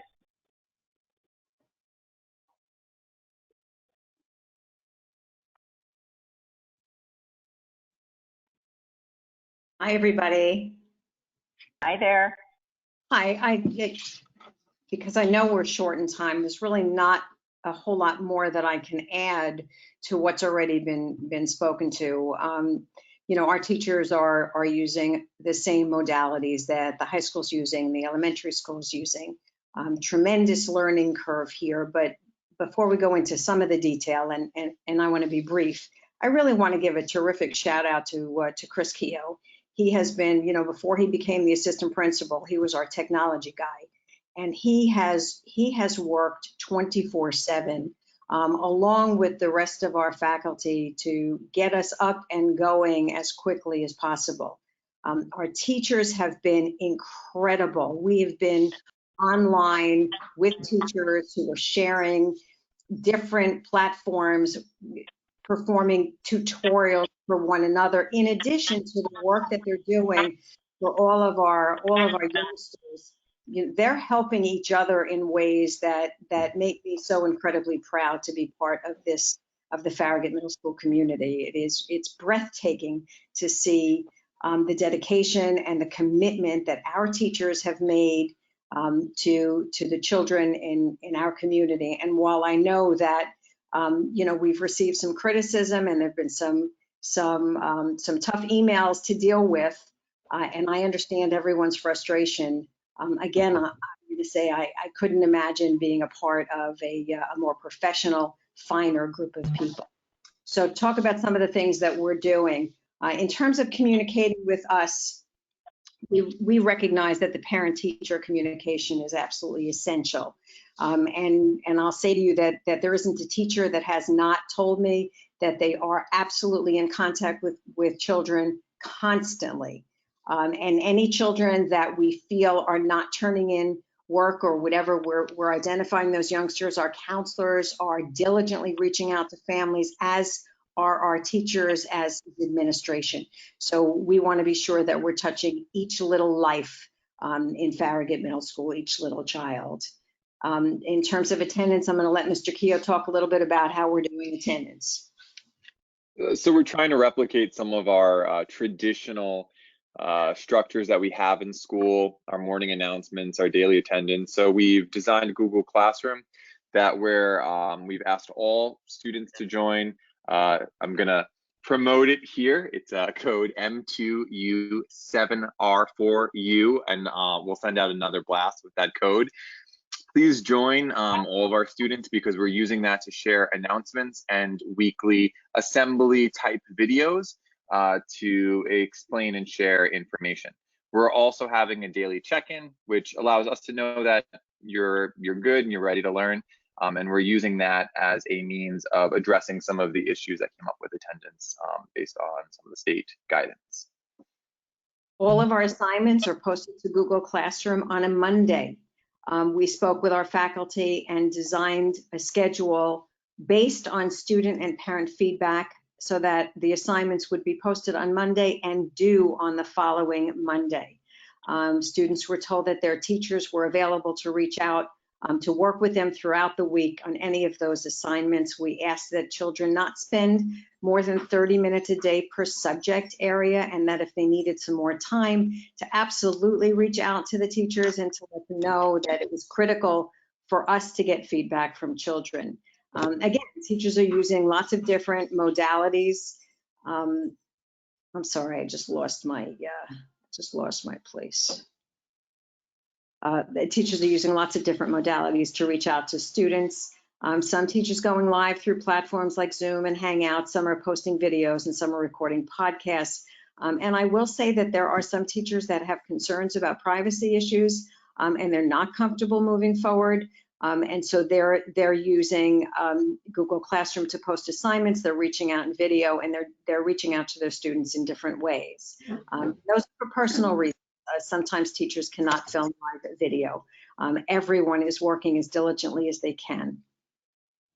Chris, you want to talk about grading?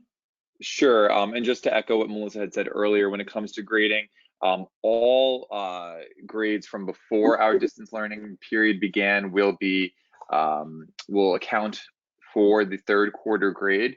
Assignments that began after the distance learning period started will only enhance a grade. Students will receive feedback on all of those assignments. They won't hurt a student's grade, but they can certainly help it. So students will receive feedback on those assignments, and they will also be able to use those assignments as a means of helping their existing grade before distance learning began. And we know at MS, just like in all the other schools in Hastings, the social emotional wellness of children is really of utmost importance. Again, we have Ms. Jocelyn Perez, who has been with us for years and years and years and is a master counselor.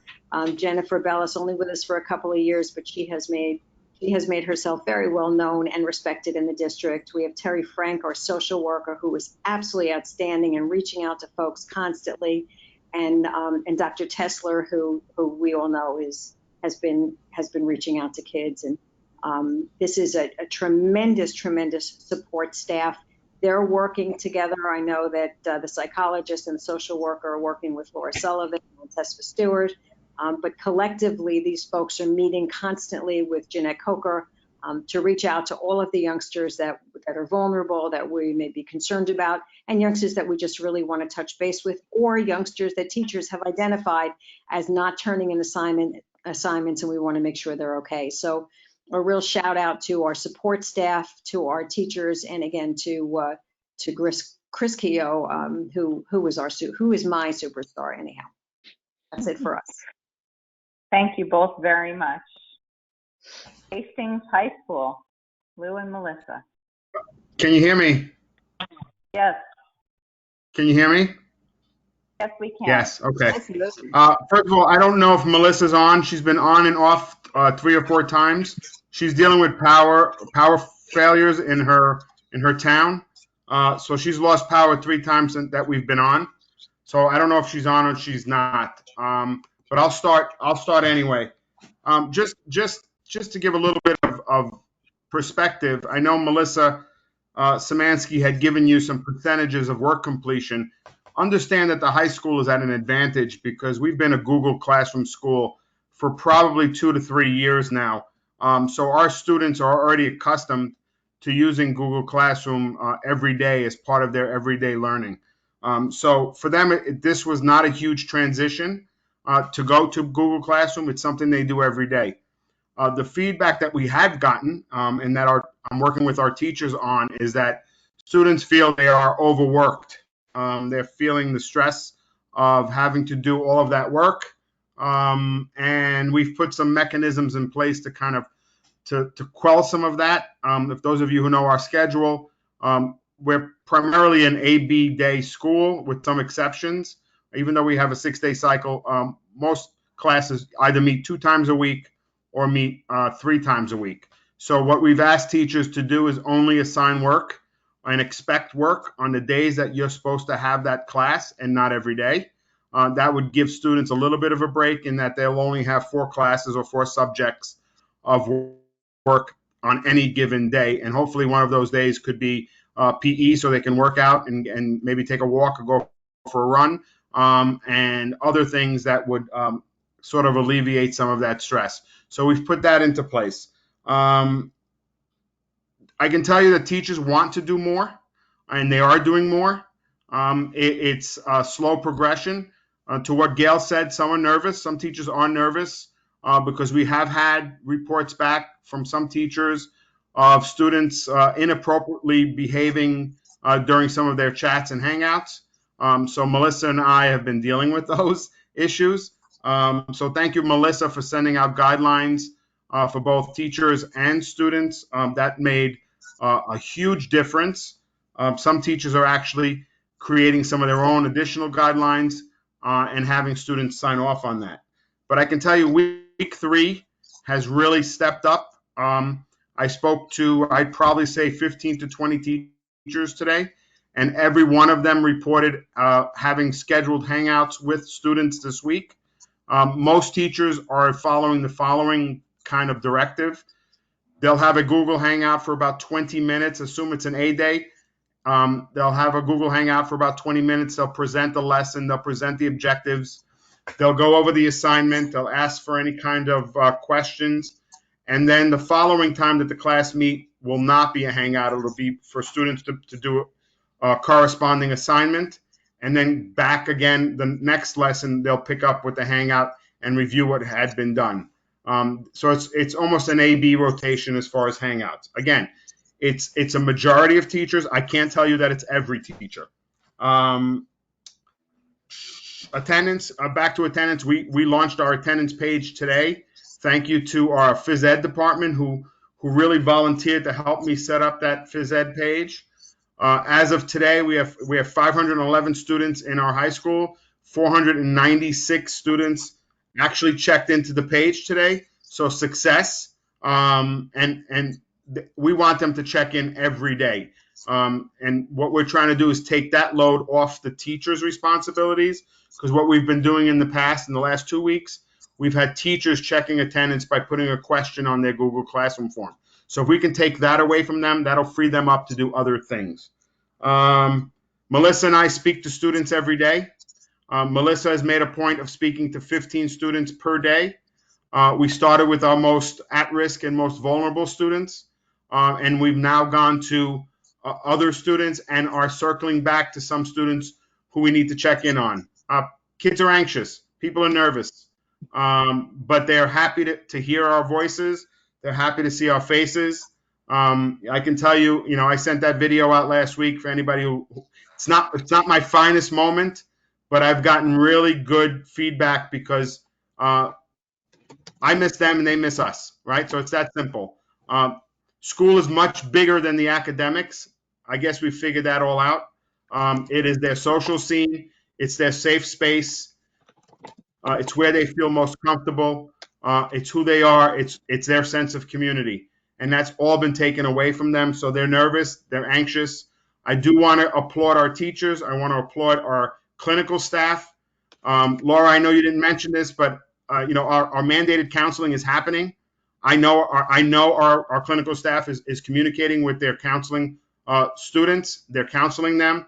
They're picking up the phone. They're doing Google Chats. A lot of that is also counseling their parents who are having a struggle and a tough time not collecting a paycheck or being home all day.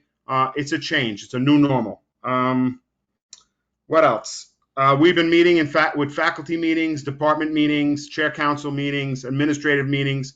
We're all planning together. I also have 3 times a week, we meet as a Southwest principals group, and we run things. It's our therapy, basically, and how we run things with each other and what other schools are doing and things that we can implement. So I'm going to give you something that I'm stealing from Dobbs Ferry. I've asked our student union to put a virtual spirit week together for our kids. They're doing that next week. I'd love to do something like that as well. So I've already contacted our student union advisors and asked them to put something together. I've asked our football coach to do a Google Hangout. Anything that keeps these kids connected to our school, anything that keeps them engaged, we're trying. So to keep it short, we're doing everything the other 2 schools are doing. We did have a slight advantage with Google Classroom, but our teachers are working extremely hard. I'm going to do a little shout out to our administration team as well. We're really working really hard. Our central office is working hard. You know, I've said this now for, I think, 12 days straight. I want to go back to work. I want to go back to the building. I want school to open. I really miss it. Lou, thank you. Really, you wrapped it up with a beautiful bow. Really, that's what it's all about. I want to, again, just conclude by saying I truly appreciate how difficult this situation is for members of our community, and I thank you. And I truly appreciate how difficult this is for members of our faculty, and I thank you. I appreciate everything that the administrative team has done. I am often connected with you through the weekends and through late hours, and I appreciate all that you are doing as well. And finally, I appreciate where our students are, our wonderful children who are navigating a very difficult situation in our world right now. So thank you everyone for your continued collaboration. Like any good learning institution, we are on a continuum, and we look forward to moving better and better. So thank you. Great. Yeah. Thank you. Thank you to all. I mean, it's in some ways beyond words what you're having to do and learn and change. You know, in some ways, I think what we can say is something about this situation. We will come out the other end and really all be better for it. Certainly doesn't feel like that right now. It feels like several fire hoses in the face, but really the grace with which everyone in the district is handling myriad challenges. The board, I think I can speak on behalf of the entire board and say that we deeply appreciate everything that you're doing. So thank you. And we appreciate the board very deeply as well. Thank you. So thanks for that. So we'll keep moving here to 3B, construction update, and I'll pass the meeting over to Maureen Caraballo to provide an update for us there. Sure. So we did get notified that our Hillside infrastructure project, and again, that project is just the roofing replacement at Hillside, as well as some windows and repointing of the building is what that project includes, and some floor replacements. We will be getting the building permit for that project in the next, we hope by late this week, if early next week, and we'll be looking to put that project out to bid. And, you know, as we had hoped to do the work over the summer, that's kind of critical infrastructure work, both our roofing and the repointing in the windows in that building. So that work, we're happy that we got in before the state has pretty much shut down. I mean, they are working remotely, but they were not set up at all to do so. So we were fortunate to be able to get that. That project had already been at the last approval state, so we did get that approval, and we're just waiting on the building permit to come through. And then as far as the middle school infrastructure project, again, that project includes the roofing project at the Farragut, the new boiler, again, some additional floors, repointing of the building, and the parapets and chimneys and different things around the building that need to be addressed. And we're hoping to have that permit in hand in a few weeks' time. That one was a few weeks behind the Hillside infrastructure project. The state, again, they're really they're very delayed, and this will cause significant delay. So we're happy that those were well in for a bit. So although they're a bit delayed off of our initial timeline, we're anticipating getting those two approvals and that work to be bid and started this summer.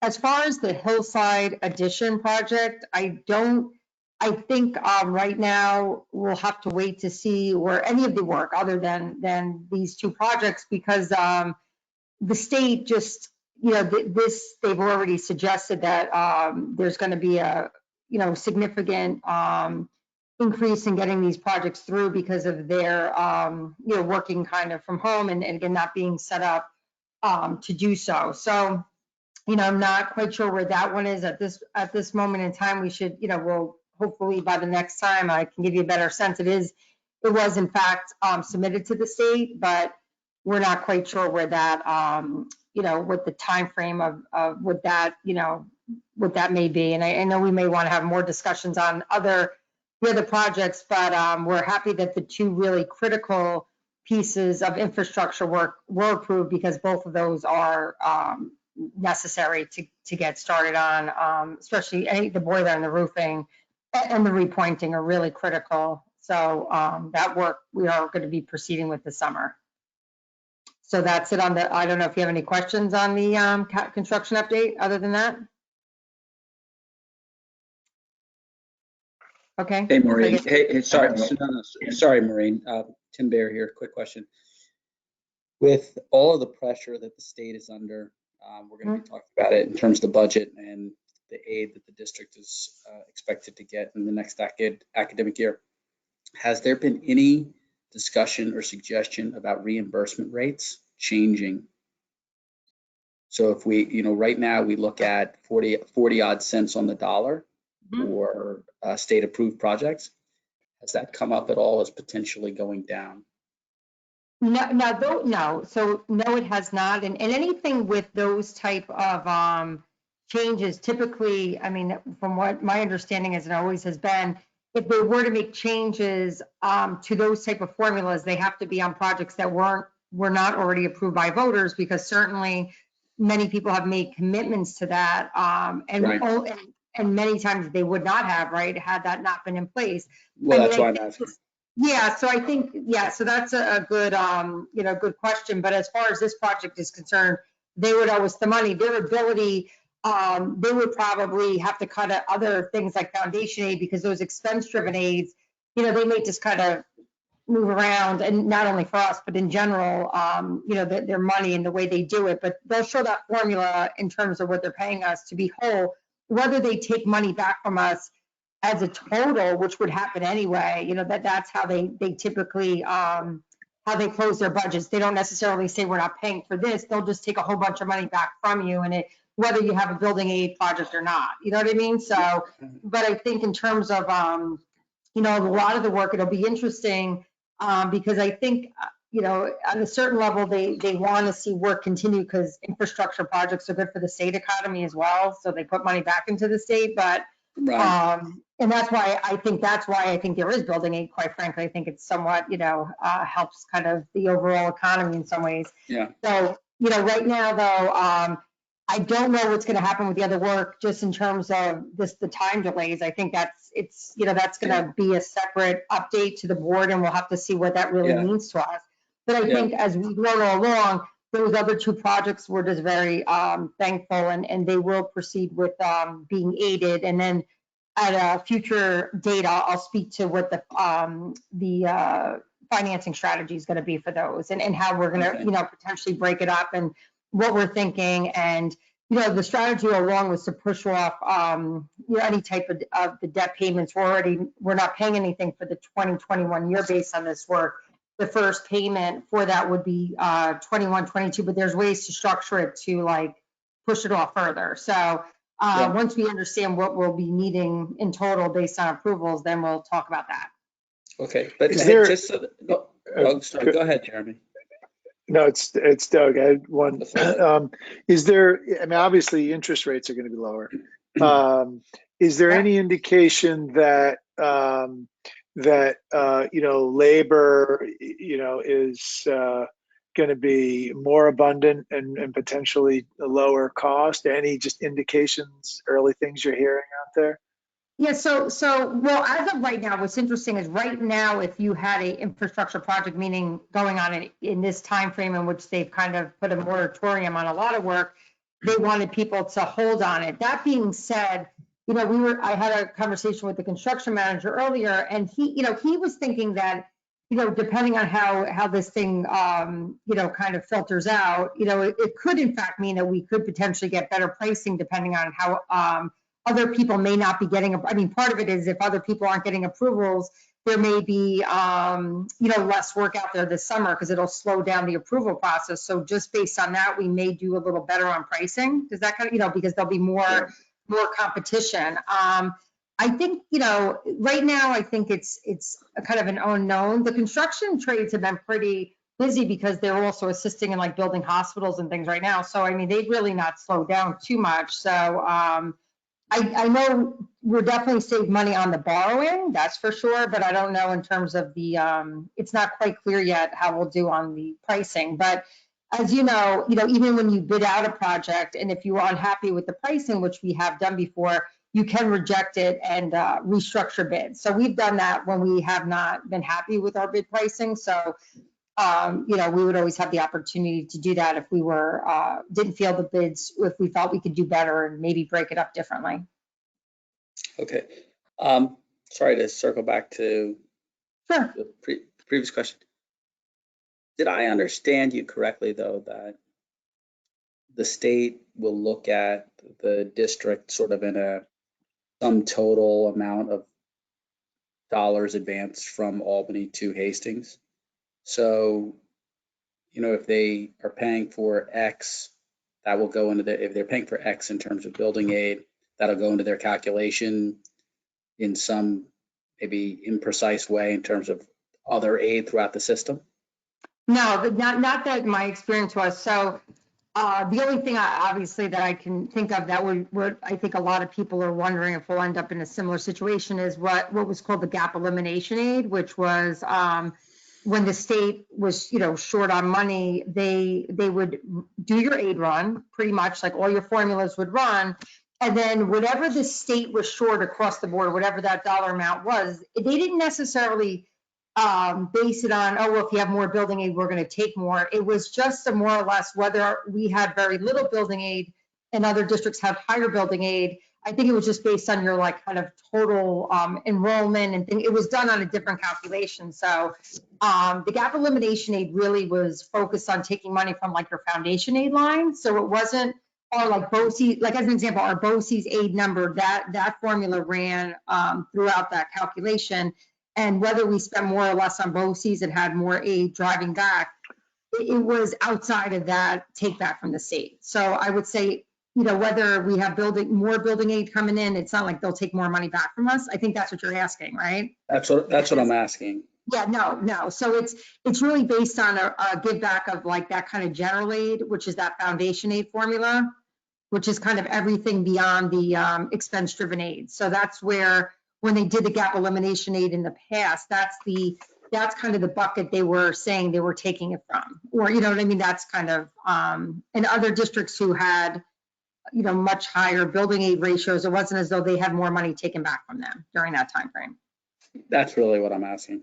Yeah, and I mean, again, we don't know exactly, but I would say that that's how it was administered, you know, the last time. So I would think if they, you know, when we talk about the budget, Como saying about if if their state revenues fall short, how they'll address that. And that's kind of similar to what they did the last time. And they may call it something different, but that's sort of how they do it. They figure out how, how much they're short, and they just, tell you what you're not getting. So Yeah, and that's just based on okay. their own deficit, nothing to do with how much you're getting.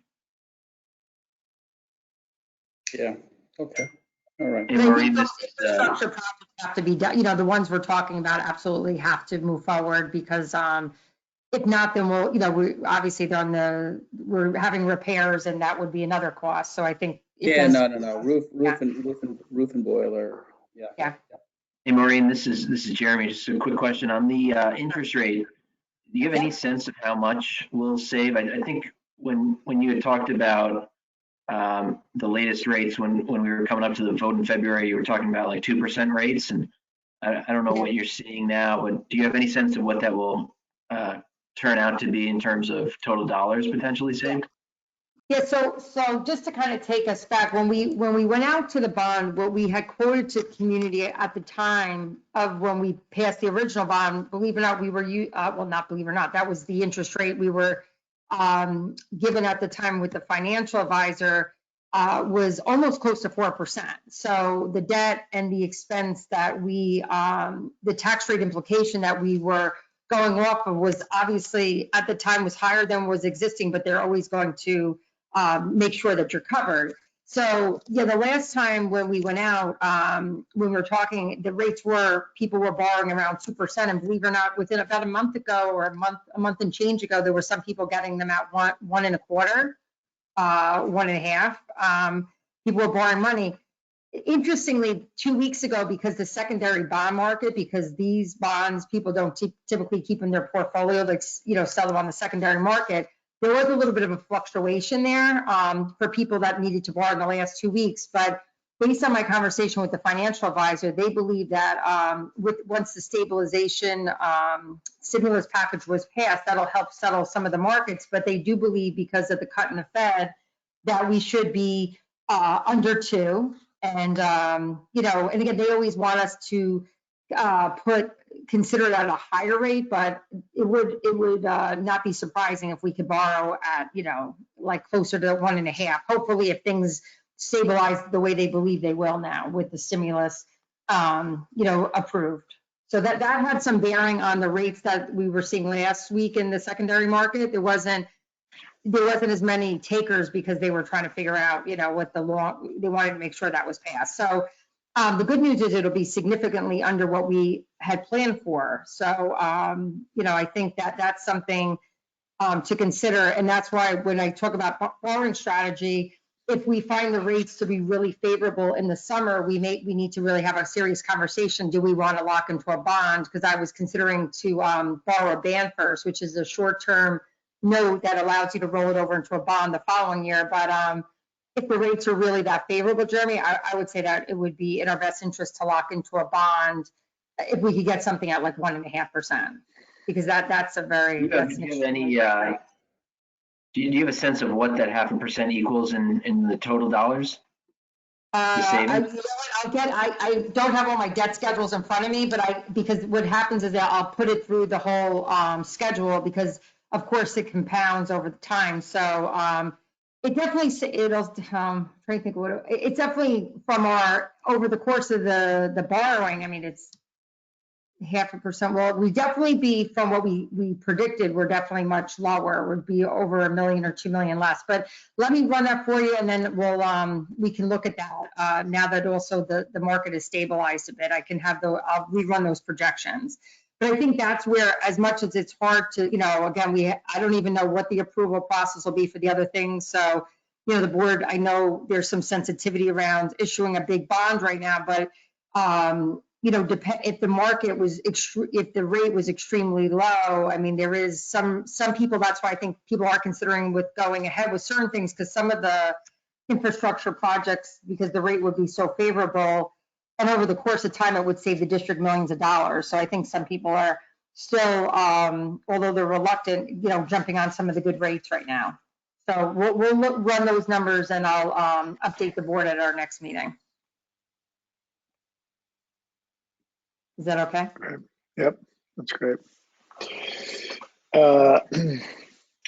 So I think you're still on, Maureen. Can you We'll just, Yeah. Thank you. So why don't I start, Maureen, with the, framing. It's a good segue from the last conversation to this current conversation. None of this will be any surprise to anyone because everyone's been following, how devastating the COVID-19 has been on our economy. And we don't know the half of it. So what the budget projection represents is really a realization that we are going to experience, as Maureen has already described, a decrease in revenue, a decrease in state aid, and a potential decrease, which makes sense, in some of the federal grants that we receive, 611, 619, Title I, Title IIA, Title IV. And we still don't know, where the bottom is in all of this. So these first 6 slides is an attempt to basically remind you, so they're not new slides with the exception of anything that you see that references COVID-19.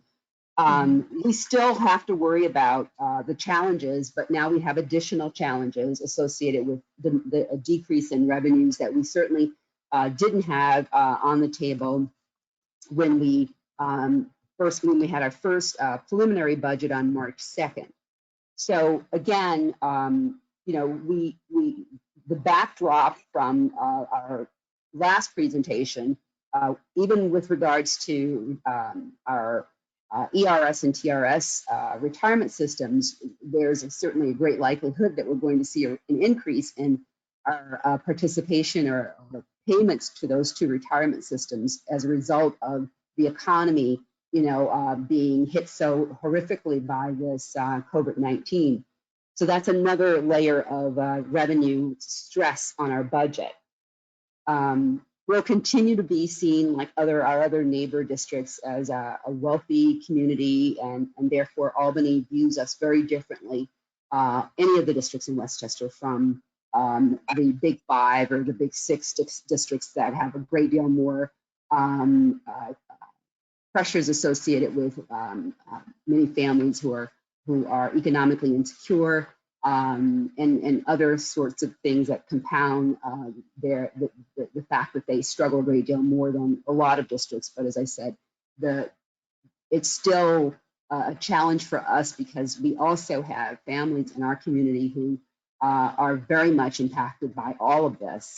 Lost paychecks, people who are not working, don't know when they're going back.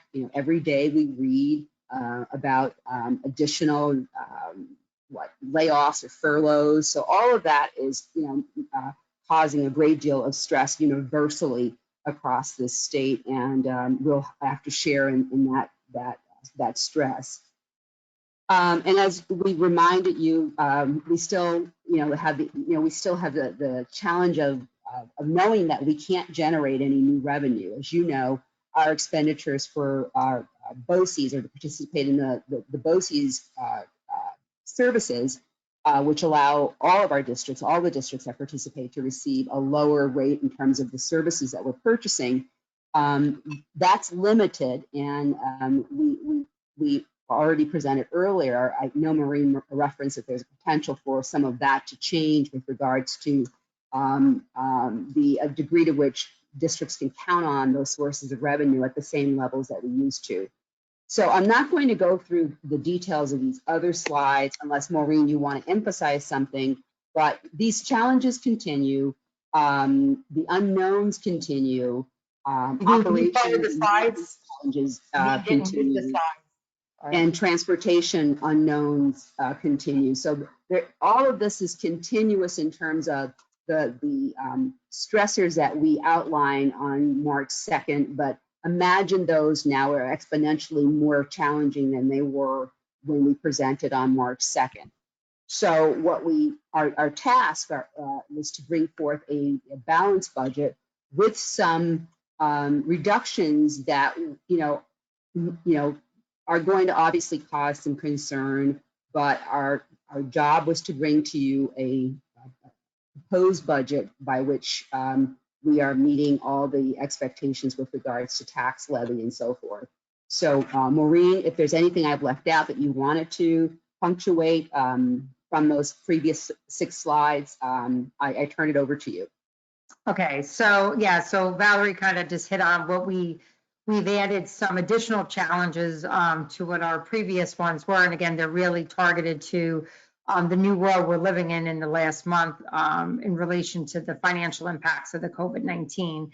So you can forward the slides, Janine, to the next one, please. And I think we'll, yeah, and these are just things, again, we just put them here just for people if they haven't had a chance to see before, because the challenges that these are still things as we frame our budget that we always have to be mindful of, things that we don't have a full understanding of it yet. So again, repeated information so we can kind of go through these quickly. We're not going to read through them. The special ed unknowns, operations and maintenance challenge. The only one I did add to this operations and maintenance challenge was that if this were to continue into next year, just the expenses related to the additional cleaning supplies and overtime, and that's a real cost to us, and it was. And I had just mentioned to Valerie earlier that Joe had said that the univentilator filters that had to be replaced, because that was a suggestion, that alone was just $8,000 as part of this cleaning protocol. So and even in a week's time, an overhaul plus overtime could be $20,000. So we can that's just an added challenge to us now. Next slide, please. And again, the transportation unknowns. The only update to this slide is that the governor actually did change the application date. Now has been extended to April 15th for parents who are wishing to have their child transported next year and their parental leave placed. So that's just an update there. These are the same unknowns as they were before. Our final aid allocation, I think this is a lot worse than we initially had thought it would be. And then again, our enrollments and some of these other items that have impacts and are things we try our best to understand, but sometimes are unexpected things that we have to deal with. Okay, so this is this reflects where we are currently in our proposed budget, and this is a summary, and we'll go through what has changed since the March 2nd presentation. So really, here's our overview, and again, it's showing the different categories, and basically where we now are. We shaved for the last time you've seen this budget. We reduced our expenditures by over $700,000.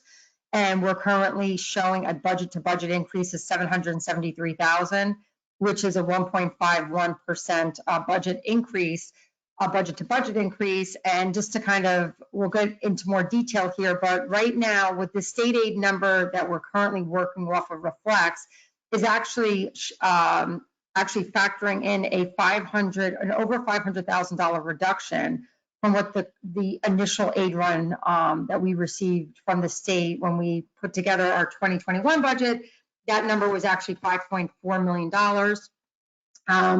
And now we're factoring, we are factoring into, excuse me, it was yeah. So we're factoring in that we're gonna lose anticipated. And again, these are I think Nancy Sassano said it, these are things that we are trying to put our best thinking and try, without having really a full understanding, but I think we definitely know the, everyone knows that New York State, especially these type of things are states so heavily reliant on, Wall Street and the revenues and the revenues that are so far down in the state of New York.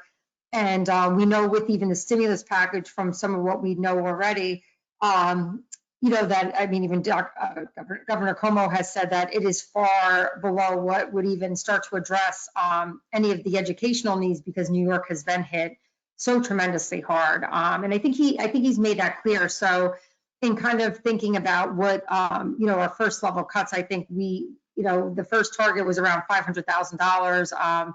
And then, so this budget here reflects that reduction in revenues. It also, we'll go into detailed revenues, also reflects what I mentioned to the board before, that obviously with the interest rate, being cut so significantly, and the loss in sales tax, and those are things that at the county level, local level, state level, that we're all feeling.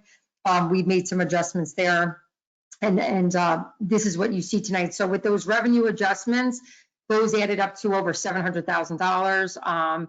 And we now, again, are proposing a balanced budget. The one thing I want to just highlight here, and we definitely can have, I know there's people who may have different, we may have different thinking. We have to think about it, but we're still showing the property tax levy at the same rate as we have been, and what we've been adjusting.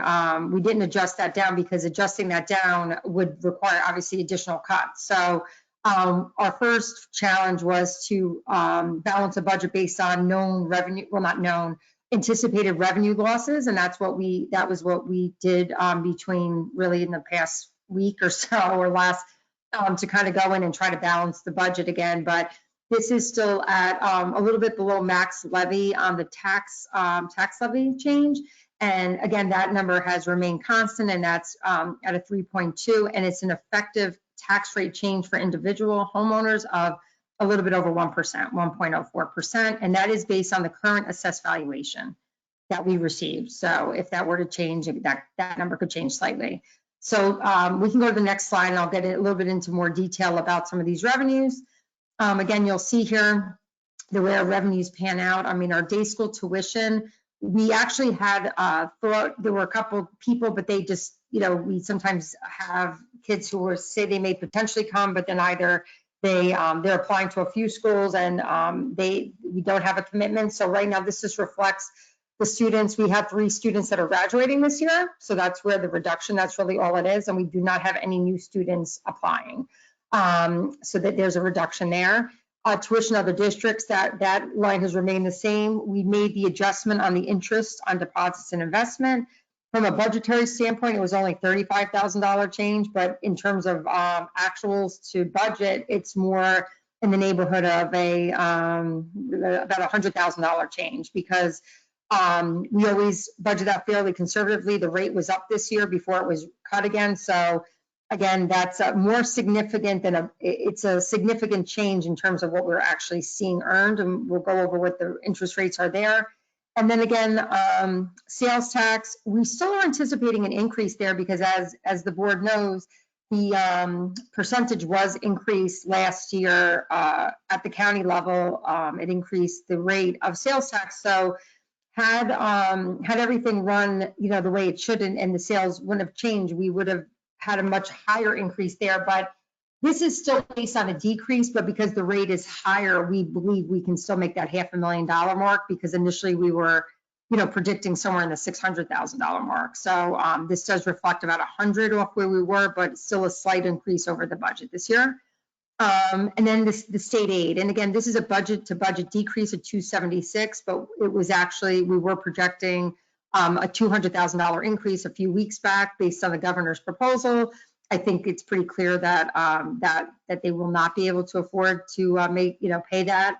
So we went in, and again, it was adjusted down by over 500,000. Our transfer from fund balance and reserves, that number has not changed since the last time you saw the budget, and you'll see the decrease there, and that's somewhat based on our trying to wean off of fund balance, but also having less fund balance to transfer over.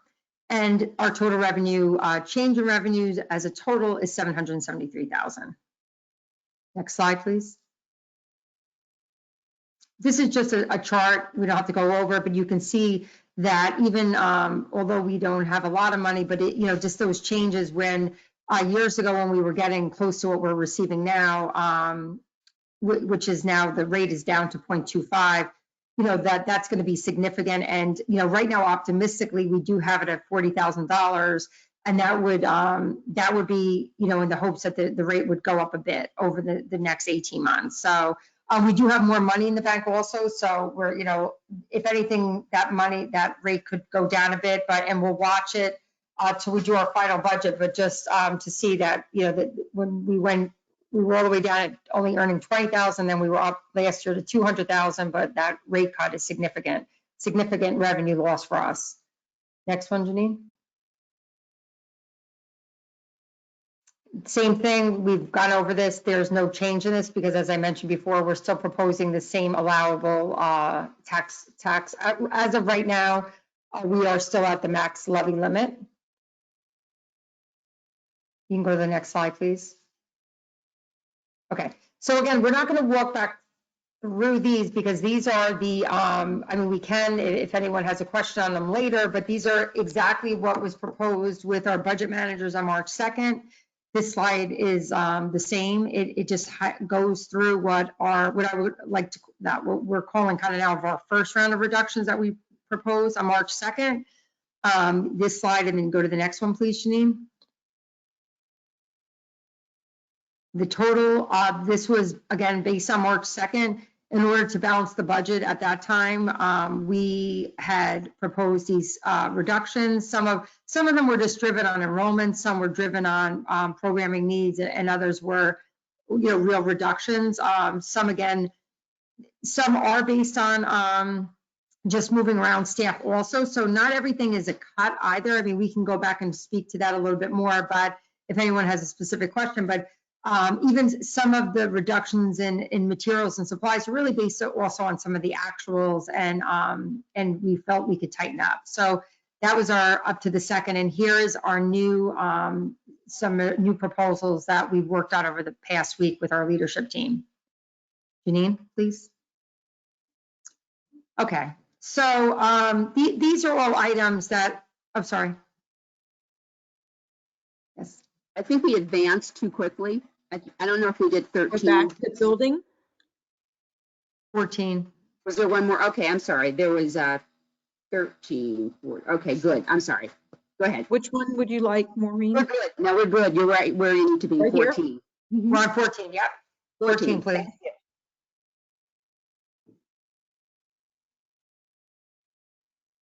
Okay, so these are reductions to, again, what was initially proposed to the board. And these are further reductions that we're proposing off of what you've seen and what we've gone in.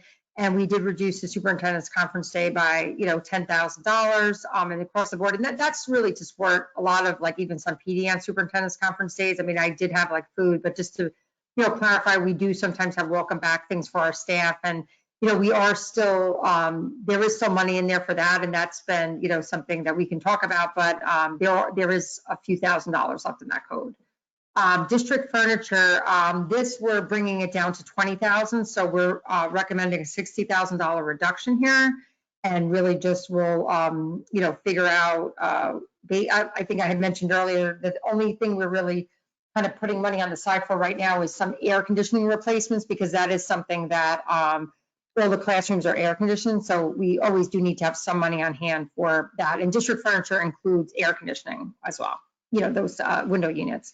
Water testing, what we're going to do is, because we have some savings, as I mentioned earlier this year, we're going to move forward and do our water testing, which is required to have it done. And we had like a time frame, which is between now and the end of 2020. It is required every 5 years. We're making recommendations to do that work now currently, because Joe, in freezing up the budget, we've then decided to do that as a priority this year and not do some other work, and we'll be able to reduce that line item. We're going to be making recommendations to reduce Gravity Goldberg's work next year by $30,000. It was currently budgeted at 78, so that'll still leaves 48,000 there. We are reducing significantly our professional development budget. That line currently will have about $50,000 left in there for the year, and that really, for the most part, is just for the district in general to access any type of professional development and different things that BOCES does provide to us, which are a couple of things that you really need to have an involvement with them to make sure you're on top of all the updates and things that come out of the state and things such as that. And then there's some money left in there for some PD as needed throughout the year, so that we're making that recommendation. We did tighten up the buildings and grounds codes. Again, I went through with Joe every line, and where we felt we could reduce down, we did reduce another 67 in addition to the 65 we had previously reduced. There was a reduction of a teacher assistant in special education, that based upon just switching a schedule that they're able to effectively share a person. So they were able to work that out today. with, I think, leadership from the middle school and special education. So that's reflected there. The music teacher position, this is mostly across all 3 buildings. It has some impact on. It's mostly, I believe the cut is, for the most part, maybe a 0.5 or 0.6 of it is that hillside.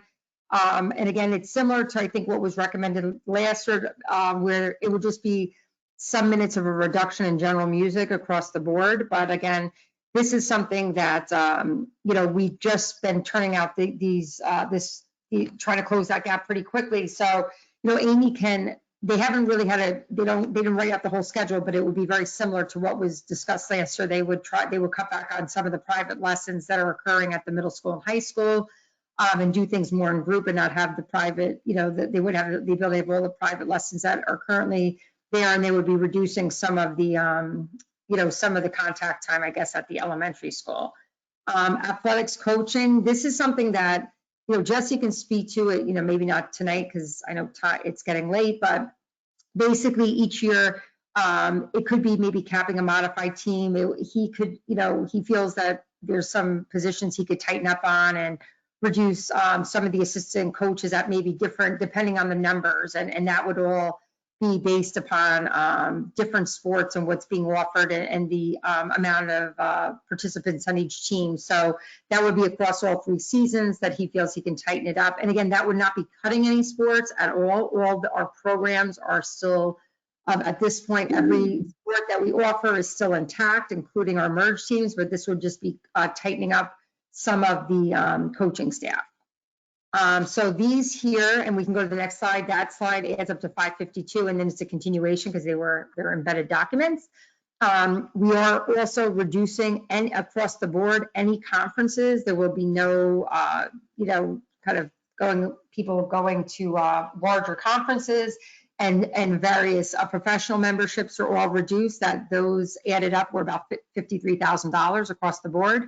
We're recommending a reduction of 3 monitors, or really reducing hours of some monitors. It may not be that it's 3 people, but it's a reduction in hours across. We have about 16 monitors that are currently working. So by reducing about 12 hours a day on the monitors, and it may be an hour from each person, but that gives us about $38,000 in savings. Reduce supplies and copy paper. This is also tied to an initiative where we are trying to reduce, what we're using as well. So we felt we could tighten up that a bit, and we did. Out of district transportation, currently, this just kind of happened last week. This is something we're always working on in the Quad Village, but it does require, because we're in it with 3 other districts, for us to agree and to cooperate collectively, because although we can change things, other districts need to also, in order to have the savings.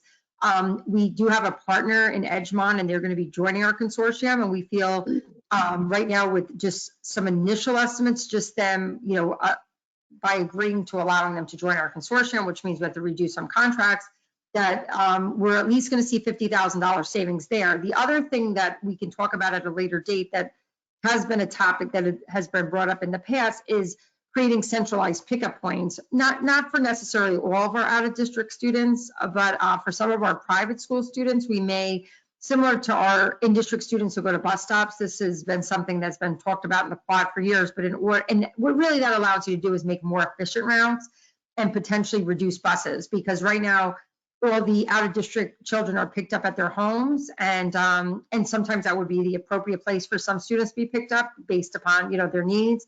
But our in-district students, if they're able to get to a bus stop and it's reasonable, by doing so, and them not having to kind of go through it, the idea is that they could make the buses more efficient. So if it will require all the respective partners in this to agree to that at their board level, that would give us the authority to kind of move forward with at least looking at it. I mean, I think you have to kind of understand what the impacts of that are going to be, but if we were to be able to do that, we're pretty confident we could at least save another $50,000 there. But right now we know we'll save 50 by having Edgemont join in with us.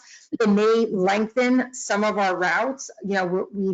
We're talking about putting some caps on, what would be tolerable. So that's still ongoing, that conversation, and that'll be as part of a larger presentation at our next meeting when we speak about out-of-district transportation in general, with maybe some of those recommendations on pickup points and, the length of the trip itself.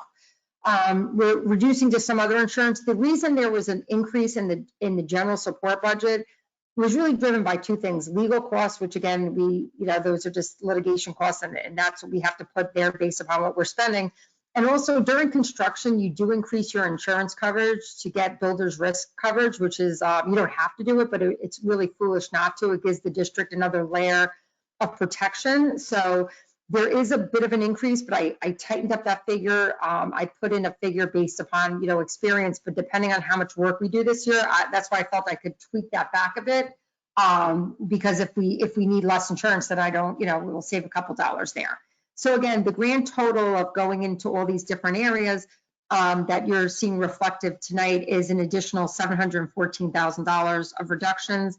And that was to really offset what we currently know, or trying to plan for the best we can, and starting to think about if the state, as we know more and more information, to try to tighten it up, because I think everyone knows the likelihood. I mean, we're definitely going to have a cut in state aid. What that number will be is still an unknown.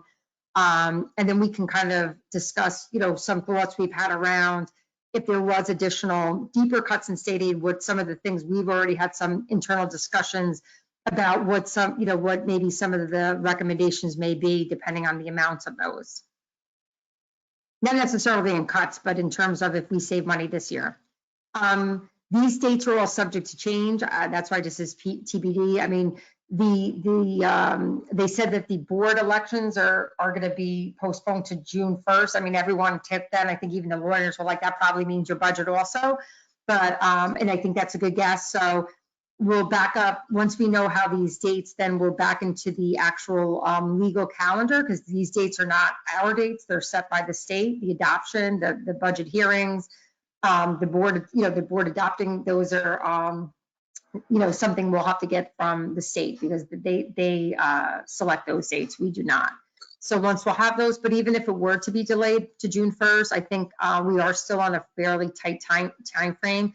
And at one point or another, it has to be passed, because in order for the town of Greenburgh to issue and get us, money to operate, they need to issue people's tax bills. And in order to do that, they need an approved budget. So unless there's some type of big, change that's going to happen at the state level to figure that out, I think it will be still in June. It will be the budget vote, because it really can't go that far beyond that. So we can, that said, and I guess we can, have it open for discussion. And Maureen, just as you were finishing this evening, there was some information out of Albany with regard to the amount of money that New York State's receiving. So New York State's is scheduled to receive somewhere in the neighborhood of, a little over $2 billion. And what's indicated here is that, even $2 billion does not provide, the kind of, rescue that, we would think. So, and with the $2 billion, at least half of that is going to New York City school system. So that's just another indicator, another piece of evidence of how dire circumstances are. And even with relief, that's that the New York State will receive, it still won't be adequate, for us to sort of breathe a sigh of relief in any shape, form, or fashion. If anything, it punctuates, the story that we told about the diminished revenues, the absolute reduction in our state aid, and which means then additional increases for our teacher retirement system as well as our ERS retirement system. So we can expect increased contributions to those areas. So it's pretty serious, and for anyone who thinks that we kind of are overreacting, I think we obviously are not existing in the same universe. This is pretty serious and pretty dire, and all of the reductions, which again we ask the budget managers to come back to us because they know their budgets best. these are the recommendations that are put forth. That would, make the, if you can say, impact programs as little as possible, but stay as far away from core classroom learning as possible. Thank you, Maureen. You're welcome. Yeah, I think, Valerie, like you said, I think one thing, and not to make it, keep beating on this topic, but I think what a lot of people are speaking about, as we always do with our budget, of course, first and foremost, and we can't, we have to just take year by year, but at the same token, we can't lose sight of that. Again, the controller has said the ERS and TRS, the retirement systems have taken a beating this year significantly, and the long-term effect of that on the rate, and obviously that rate is an impact to us because we pay based upon the performance of those. So this year it went up, just as an example, the TRS rate went up slightly because there was a blip like 2 years ago in the stock market, and that cost us $300,000. The impacts of that will not hit the 2021 budget, but will be in the 21-22 budget.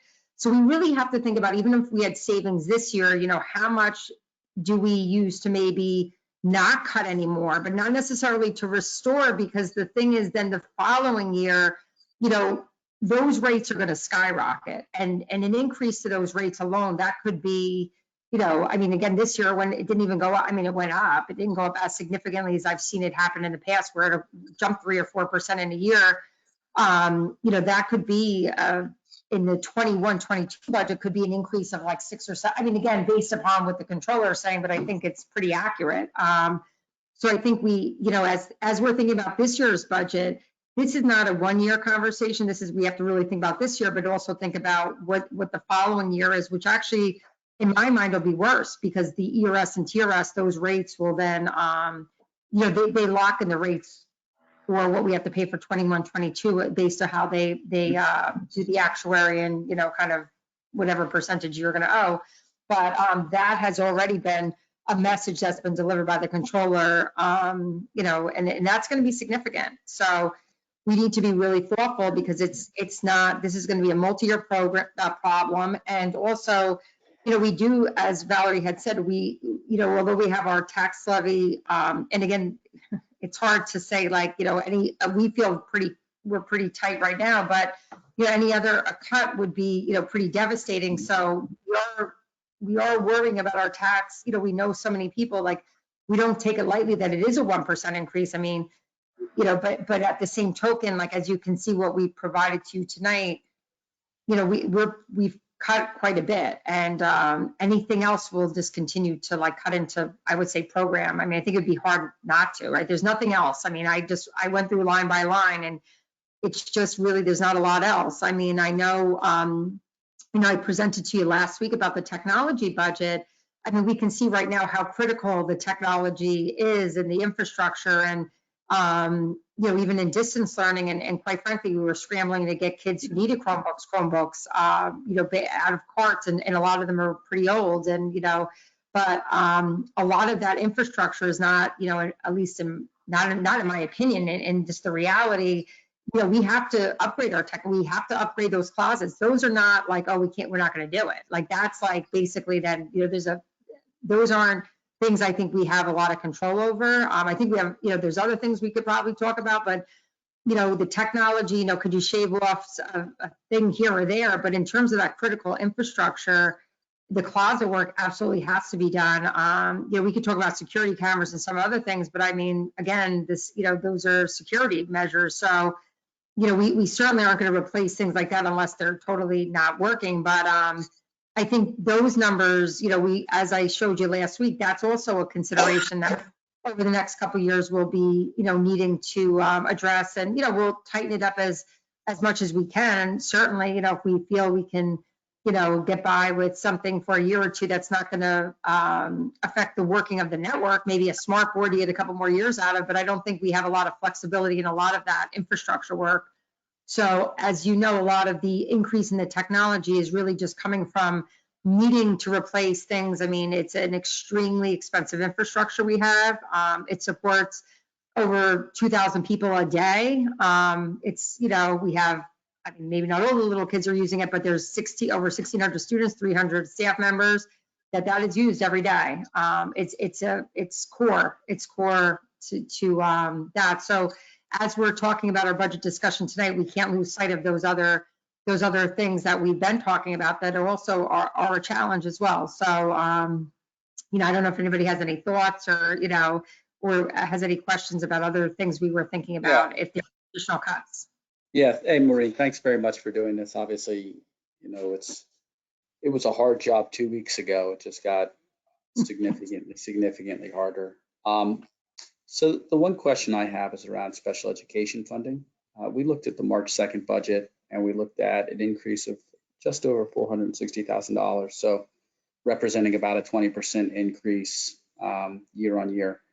So the first question I have is the $70,000 that is being earmarked now to come out of the teacher assistant special education. Would that 70,000, I'm thinking back to slide 39 from the March 2nd, would that 70,000 come out of those line items, or is that coming out of somewhere else? Some of it will. So the portion that's related to the salary will come out of that line item, and the portion that's related to the benefits will be out of undistributed. Okay. So your answer, yes. So it reduces the special ed budget by that position. Okay. All right. So I guess the primary question I have is, can we get, so absent that percentage that comes out of salary, is it fair to say that the rest of the special education budget is continuing to increase by numbers of a similar magnitude that we looked at on the 2nd? Yes. Okay. Can we break that down, I guess, into how much is for settlements and how much is for non-settlements? Yeah, the increase, I mean, you have money for settlements this year, but yeah, I'll look. I know, I think at least we have 250 for settlements next year, but that's only things we know about that are settled. Tim, could you say a little bit more about that? Which are there, you're saying settlements associated with? Are you asking me or Maureen? Yes.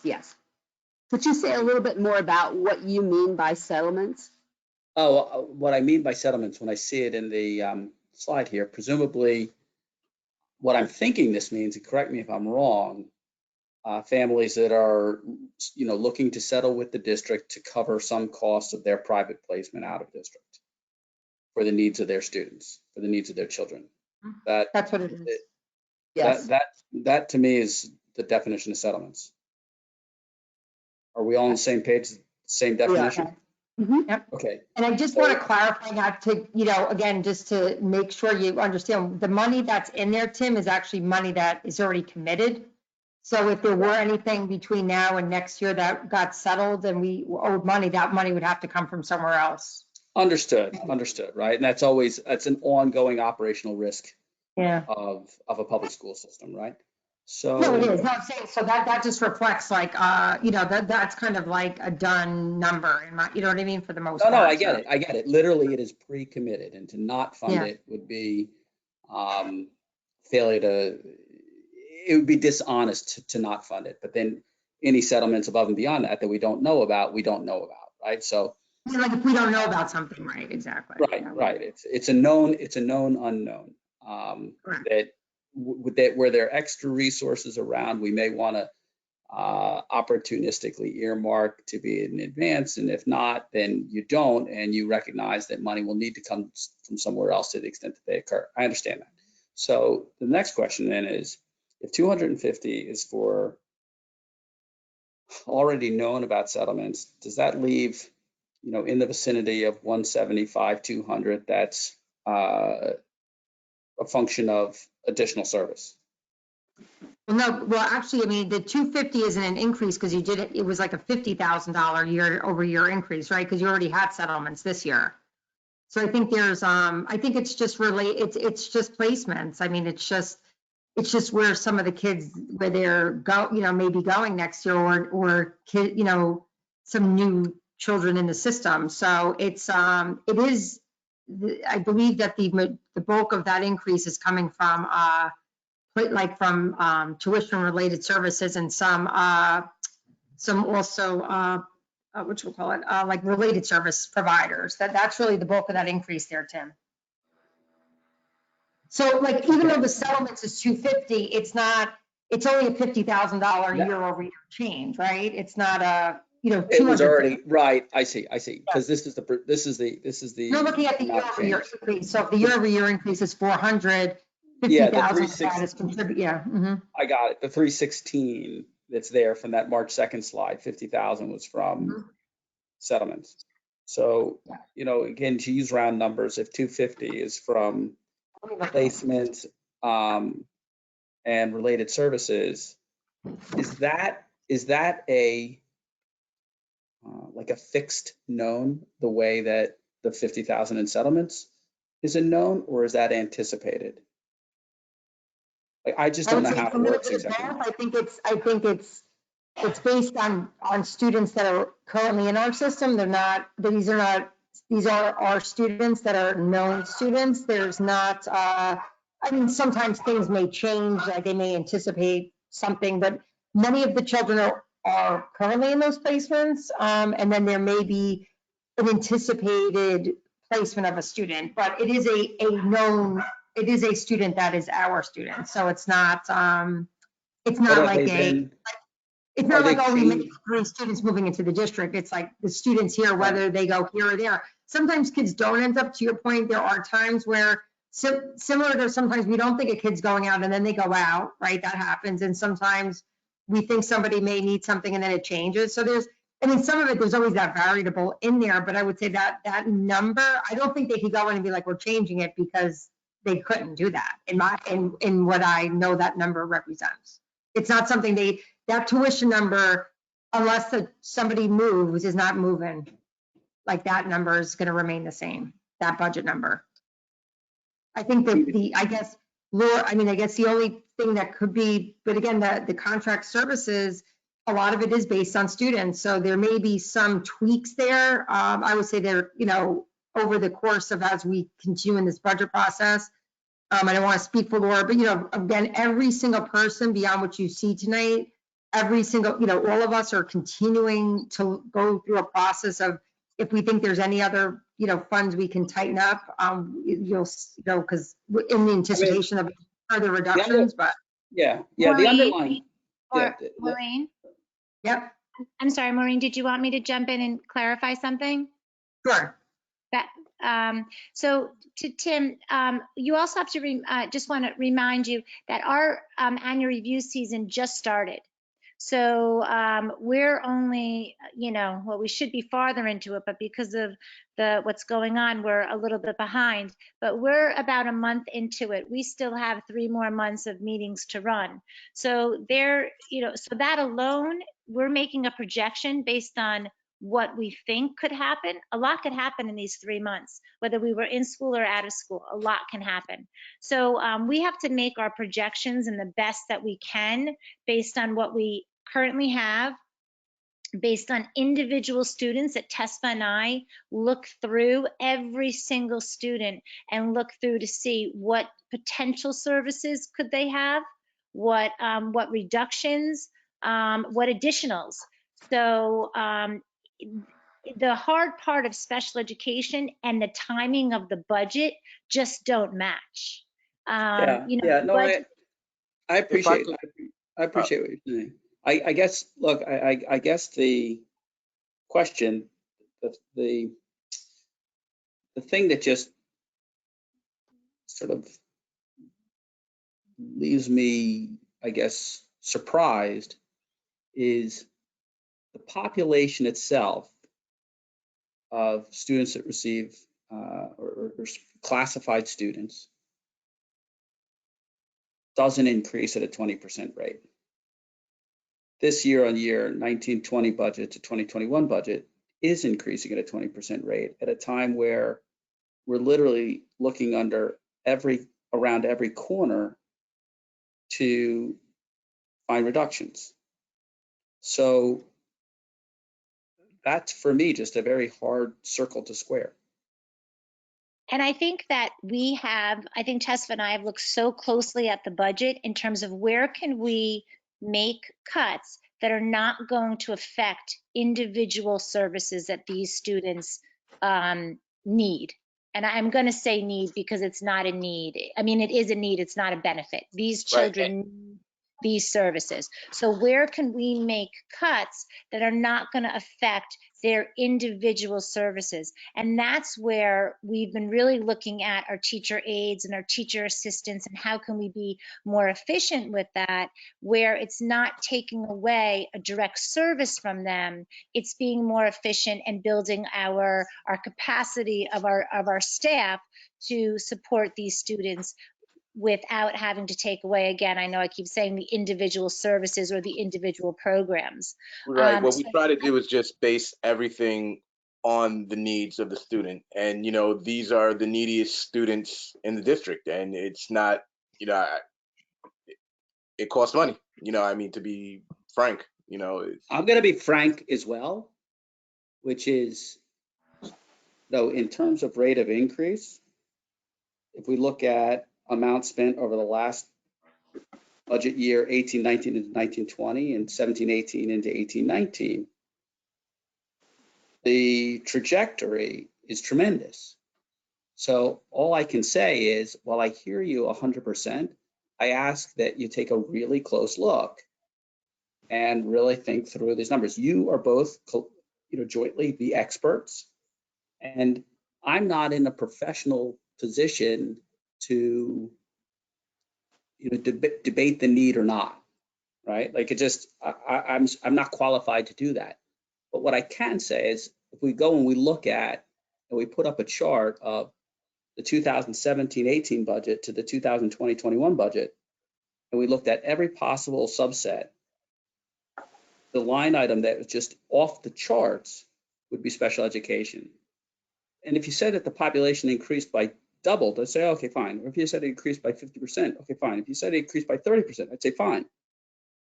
It's not any of those numbers. So that's the reason I raise it. And I do ask you just take a really close look and let us know.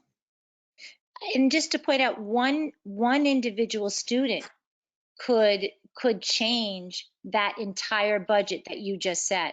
So if we, to Maureen's point, if we budget for a child to, stay in district and mid-year they have to go out of district, or 2 months into the school they have to go out of district, that's your entire increase of a budget line that you're looking at. And that's the point we were just talking about in terms of settlements, right? There's known unknowns, and I definitely said. That says No, nothing. I agree. It has nothing to do with settlements. The point is of known unknowns. That is a fully 100% known unknown, and there will be shocks that occur. But the other thing is that they are symmetric. You could have a positive shock. Right? So I understand that the children themselves can be very expensive. Right? Like that's accepted. I mean, that's definitely just part of our responsibility as a public school district. But then the question is, that's a known unknown. Like, it can happen. Well, Tim, hold on a second.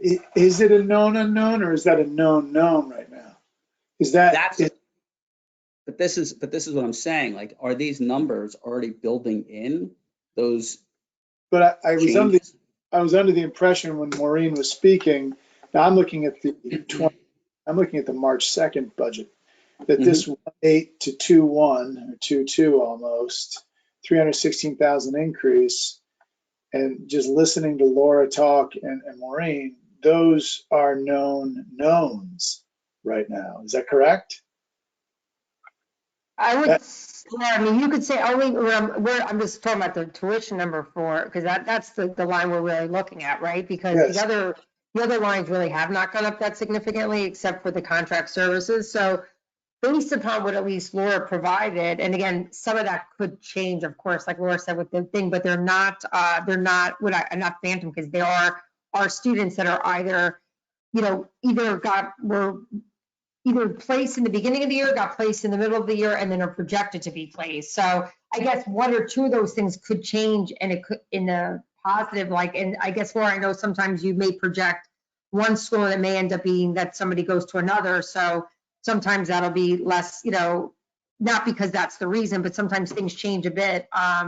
But right now it was based upon students that we currently have in the system. But there is like a fluctuation in that because sometimes they're not sure and the student could potentially stay in district. The one thing I do like to Laura's point, and to your point, Tim, what Laura, not to like, because you don't want to speak about children in general, but there are, unlike other parts of the budget, you could have two, and I've seen this happen to us in reverse, like we've had some children with some high needs that either over the years maybe have left and moved. And sometimes, you know, that could be as significant as $300,000 for a few students as well. So the significance of these numbers may not, it's not about the amount of kids you have. Kids, it's based on children's needs. So it could be like the same, like 20 kids, but it's different 20 kids. And because of that, some of these numbers will fluctuate both up and down over the course of time. So it's not so much an enrollment, it's based upon needs, right? So. And you know what, Maureen, it's also, as we talked about a lot, we are also trying to build programs so that we can bring children back who are placed outside of the district. And, you know, while that might look like we are saving, but to build a program for some of the youngsters who are, you know, who are in the programs is an expenditure. You know, so while we want to build programs and eventually, you know, with the idea of not only bringing children back from out of district placements, we also are hoping that we have, you know, students who come in from other districts. But even if they come in from other districts, they may require more services. So in the interest of trying to provide the least restrictive learning environment, we in the end initially have to expend money to make sure that we build those programs, especially if we don't have them. Yeah. How about this? Can the board get either on the April 21st board meeting or at some point prior to the April 21st board meeting, because we're so into the weeds, as is quite necessary given this budgeting environment, can we get a detailed breakdown of, so within that March 2nd slide, there were a number of subtopics in each row. So like of the contract services, therapeutic, service providers, ABA, service for private schools, there's just so many variables that are sort of pointed at that resulted in 139,600. In the tuition related services, private, public, BOCES placements and settlements, there's a number of variables. Can we just get a detailed breakdown of, you know, the line item, but with the point by point increase in special education? I think it's only fair relative to the level of detail we're going into on things like, you know, you've become accustomed to it, but my pet issue of 5th and 6th grade musical, right? We're at that fine level of granularity, but I can't tease out what the drivers are within the special education slide. So can we get that detail by April 21? Sure. Yeah, well, I mean, basically Laura did provide, you know, those contract services all detailed out and, you know, in line items. And it does, I know it is a big number, but you can see, you know, how quickly we'll go over that and just kind of to give you what the cost drivers. And like Valerie said, some of it may be to support some of the programming we have in district. I think some of the bigger increase there, if I remember correctly, is in the behavioralist is really what's driving that increase. And then the other piece was being driven by our requirement to provide related services to both the private schools in town that we spoke about, the one at Andrus. So that has been an increase to our expense, and because there are some of them are our own students, so you know we have to cover that. We don't have the staff to send over there, but we're required to cover those services. So you know we'll break that out, but that is one of the cost drivers. But to Valerie's point, without that, some of those students couldn't remain in district, and I think that was part of at least the increase there. And Laura, when we presented the next time, you can speak to that. But if I recall correctly, the idea if we didn't have that, some of that contracted services for the behavioralists, some of the students we have in district now, our own students, who we do save quite a bit of money by having them, you know, in our district. It's sort of an offset to what is needed there to support that program. Yeah, for at least for next year, but we'll break it out, Tim. Sorry, not Yeah, to belabor. my concern is just that the numbers are so big. Yeah, I got you. And that I'm not doing my responsibility if I can't say, okay, contract services means X and it costs Y. The therapeutic service provider means X and it costs Z. If I can't do that and I just take 6 points that I don't really know exactly what they mean or what each individual piece costs, and that I just sign off on $140,000, I'm not doing my responsibility while we're looking at such granular detail everywhere else. Okay, Thank you. you're welcome. Does Are anybody these else have any all, Maureen, are these all, is everything on that special ed slide rolled up under instruction? Yes, it is. And yeah, because a special ed includes instruction. So obviously there's decreases in other areas of instruction. Now, part of it, like I said, development, we've been changing the budget, you know, and it honestly, it does. I mean, obviously this type of spending plan, I hope you, like it does take, even everything you saw today, it takes a long time to get there. So, you know, until we're kind of moving forward, I didn't even have a chance to update all those, you know, the more detailed slides, because we were just trying to get these summarized and, you know, out tonight. But when you see how that rolls out, there's obviously it's a net, right? Because that area of instruction is going up, but then other areas are decreasing. So it's reflective of all those other reductions that you've seen thus far, with some of them based on enrollment and some based on recommendations from budget managers. So that's a net increase. Yeah. And I didn't know if anyone wanted to discuss like what, you know, your thoughts are around the tax levy, and, you know, if you had any thoughts about that. Can we, before we get to tax levy, can I ask another question? If I'm not bogarting, I don't want, if somebody else has a question, I can pause for a second. No, I think it's an important topic. I think oh, sorry, go ahead. No, I just meant any other questions on budget. Oh, sorry, no, I thought about what you said after I started to talk. Okay, I'll go ahead. Schedule Bs. So right now, when I look at this presentation, the only Schedule Bs, sorry, I have to go back to where I have the presentation open. Excuse me. The only Schedule Bs that I see impacted at this point in time are those that we've discussed in the past. Correct. So I'm pulling it up.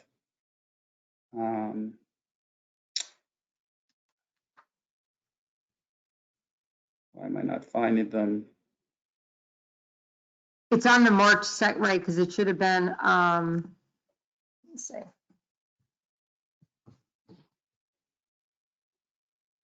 I remember a lot of them. They were mostly at the high school, some of the clubs, and they're still going to run the senior alternatives, but they're going to do it differently. They'll do it from more the administrative level. They'll oversee that. Yeah. Yeah. And then Okay. it was just really the combination of the play and things like that. Yeah. It's flipping back to right on the March 30th presentation. We're looking at slide 12.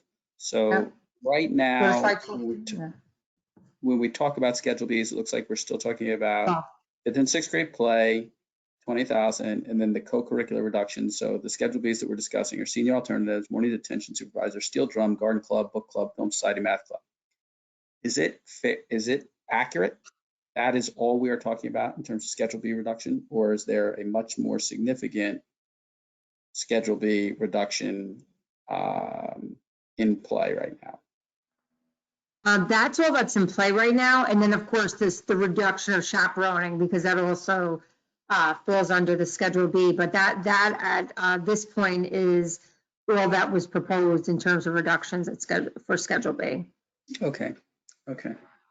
Well, maybe you know, a couple other things we can tighten up. We're, you know, again, this in order to really try to close that budget gap required, you know, we'll continue, like I was mentioning, to each person is continue to look through and get a good understanding of all that they have. So if, you know, because in anticipation of any further loss in Yeah. I'll be honest with you. The reason I'm asking is not in an interest. I mean, I have a huge interest in tightening up, as Mike just spent the last 20 minutes discussing and asking questions on special education. I do think that what's going on right now is both having and has the potential to have such a a profound impact on kids' psyche in terms of this adjustment to distance learning, that the Schedule Bs to me are as important now as they've ever been. So I was actually asking the question more predicated on hoping that there aren't additional Schedule B cuts coming down the pike. I understand that we'll do what we need to do, but that's why I was asking. Oh, yeah, no. Yeah, that's it. And again, I'm saying, like, if there was any tweaks, it would be based upon like something that maybe wasn't as needed. So I was actually thinking more like we have lunch supervisors, and if we tighten that up, things like that, Tim, not necessarily clubs per se, you know? Right. Understood. Yeah. I have a question. Oh, sorry, go ahead. I don't know if Maureen or you, Valerie, have heard at all from Albany or from DC about how the COVID-19 aid might impact school districts. I know that the $2 trillion CARES Act included about $43.5 billion for education, but I don't know if that's K-12 or if you're hearing anything from Albany about that. I mean, I know we talked about the increase of the sanitation of our buildings and the cost of that, and the personnel to do that and the cost of that. And I don't know if there's anything the board can do to advocate to get information or to help you find out that information. On top of it, I mean, it is for K-12, but I would extend it to colleges. So that money is not only just, to the school districts, the 700 school districts across the state where, the bulk of it is going to go to the big six. Universities also get a portion of that.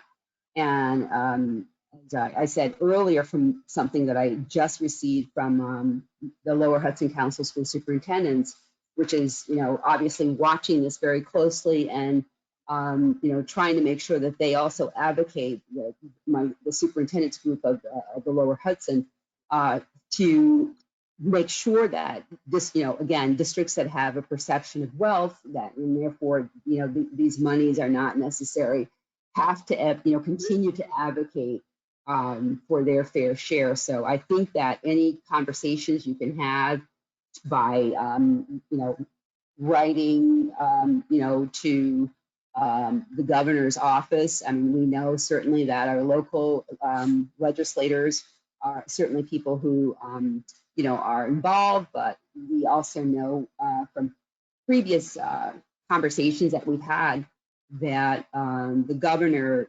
is the most influential person in Albany. So to the extent that there is a letter writing campaign that starts now, or phone calls that starts now, because the money is about to be divvied up. So this is the time to make our voices heard. Yeah, so some of the things that they're interested in giving money toward or things like they want to make sure really that I was saying about, like, we were talking a lot about our bus contracts, and there's some language in some of the contracts that suggests we have some liability to the companies, and then in others we may not have to pay. But part of the stimulus package, because they want to keep part of it is they want everybody paid. So even with us, there was different directions. Like even if people we wouldn't normally pay when we were closed, now we're required to pay. So this idea that we're like saving money on certain things, we're not. We're still paying people. Even people who would, like as an example, the permanent subs. I got something from the attorney last week. He's like, you have to pay them. So they're not working, but because they're scheduled to. So that would be somewhere where some of the stimulus money, something that would be, we're not getting any, we're paying them, but there's, because they want people to continue to be paid. Some of our contracts, even though we're not getting services, some of it, some of the money we're getting that we may be entitled to get is predicated on paying that. So it's almost just more like giving us money back for stuff we're spending.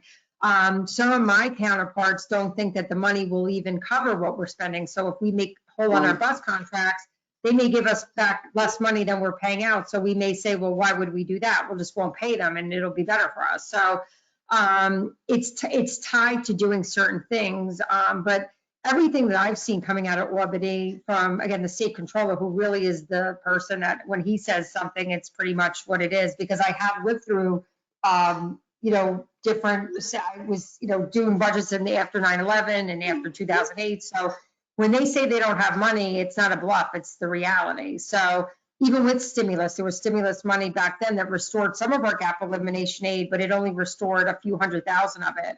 So I'm anticipating that kind of similar thing. Any restoration will not restore us wholly. It'll restore some of it. It'll just help not make those cuts so deep. So that's what we're proposing. And the attorneys have done a good job too in trying to keep us updated on those things and what money may come to us. So as we, learn more about that, we'll update the board. But some of the things I've been hearing, and to Valerie's point, and it's not shocking. I mean, the majority of the money needs to go to places like New York City, Yonkers, the schools that are really in the most dire need. And I mean, and it does make sense, right? Because they're the ones, they already have so few things, and such things like this are just completely devastating to these districts. So I think the majority of the money will go there.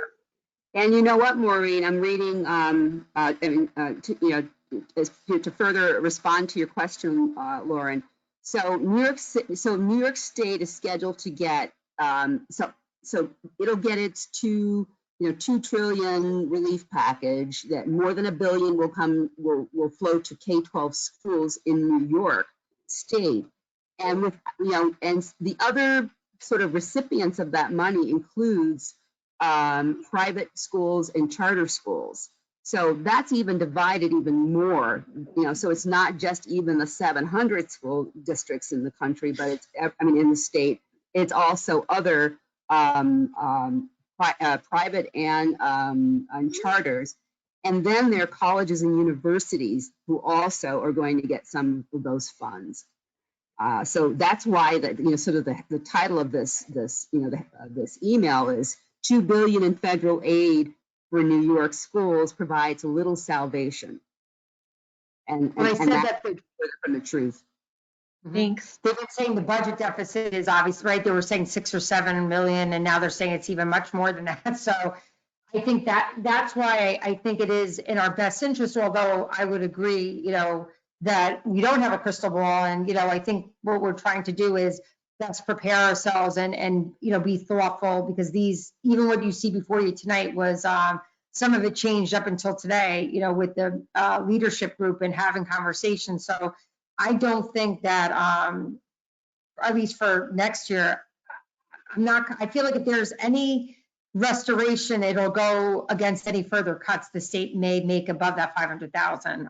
Again, because years ago when we used to get, our budgets were a lot smaller and we got a lot less aid, like 2008, we were taking cuts of 800,000 and 900,000 in state aid in those years. And our budget at that time was significantly smaller, right? And the amount of state aid we got at that time was significantly less. So that was the level of, reductions that the state took from us, and, for over 7 years. It was a huge, a huge burden. So, now we're kind of back to those days. So I don't know I don't believe we're going to get much financial relief. We'll take whatever we'll get, but I think that anything we get will not even start to address, what we're going to have to face. That's just the reality. And although we don't want to lose anything, when you look at what we still will have intact, to Tim's point, our Schedule Bs and our athletic program as of today, as of what we presented today, every sport that's offered this year is being offered next year.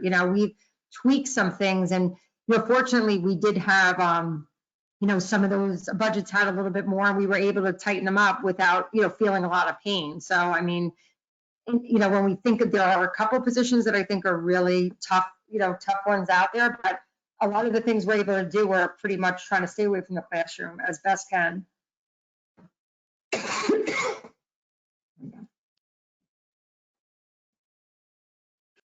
So I think one of the things that's going to be helpful, Tim brought up some points around special ed, and I just went through and line itemed out, the 700 grand on both sides, and instruction's got 500, general support's got 120. I think it'll be helpful another, what is it, 50 in transportation. I think it'll be helpful for board members to take a look at the detailed line items for each one of those, just to, I know you walked through a bunch of it tonight, but just to think through, given all the conversations we've had here and how fast everything's changing, to think through some of these in detail for the next meeting when we get together on the 21st. The other thing I would encourage is, some people here have not been through a budget. This is kind of a strange year to go through a budget for the first time, but to just go through line by line. And if you've got questions, reach out and ask to get some more clarity on why certain line items are changing. I know are those working? Hello? Yeah, okay. What's that? Sorry, there was noise. I know that this is a weird year for people who've not been through a budget before, but I think it's also a critical year for all of us to ask the tough questions like Tim is asking, and really look at where these projected cuts are coming from, and think really through what are the implications of those. Because it's one thing to see a bunch of red on these sheets.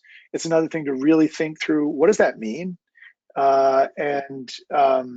Because, we're gonna, on the back end of this, next year, have some, really difficult conversations when the public starts to really think through, what does that mean? That these teachers have come out and there's one less teacher in this grade and one less teacher in that grade. Aides have come out. So I just want to make sure that the board is really stopping and thinking through the practical implications of all of that, because the cuts have to come out. That's there's really no debating that.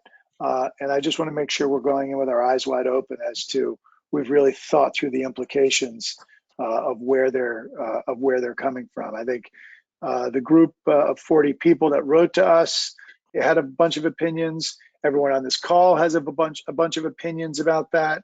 There's different opinions about, and I know as Maureen said, I went through, I looked at the bone and I cut to the bone everywhere I could. So it's not like there might be a lot to debate in some of these, but still, I think we want to be really clear that we're putting the right cuts in the right spot. So when is it, Maureen, that you think you have this detailed out already, right? The detailed budget. That's how you roll this thing up. It's not in the presentation because I work off of other sheets, right? So I didn't want to do a whole presentation and things keep changing because that already, this is typically we wouldn't have to change our whole budget presentation, like in even if you send around just a full line item budget at this point in the game. But and I think that's fine, but I definitely think, and I think you do have to kind of get into the weeds and understand it, but I'll certainly send it. But because there are so many things, and even I was thinking before when Tim was saying about the special ed, and I would agree things have changed, but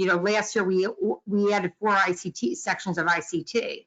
That was like 8 staff members. So, if the budget went up, this happened over the last few years there. And, some of it also is based upon numbers and again, with special ed, having 1 or 2 extra 3 kids in those ICT classrooms required us to split them. So although the population hasn't changed, but there was that, agreement to do that. So I do think in the last 2 years, there was a larger than normal increase there. And part of that was that decision that was made. But we can go through them. I can send them to you. And again, it is our best thinking. And like I had said, as much as, I go through and I look at things, but there's just so many, we still have to run the building. Even with the buildings and grounds, cutting that so significantly, but then when we have to turn around and close the building and clean it, like that has to happen. So, I think right now we're really tight. My concern, or I guess just trying to get some feedback from the board, if we have to go further, do we, want to consider, I don't know, like if there is some additional money left over this year, like do we consider with further cuts. I don't think we're at a place to restore anything without, offsetting it with a cut, because I'm not sure if we're done reducing at this point.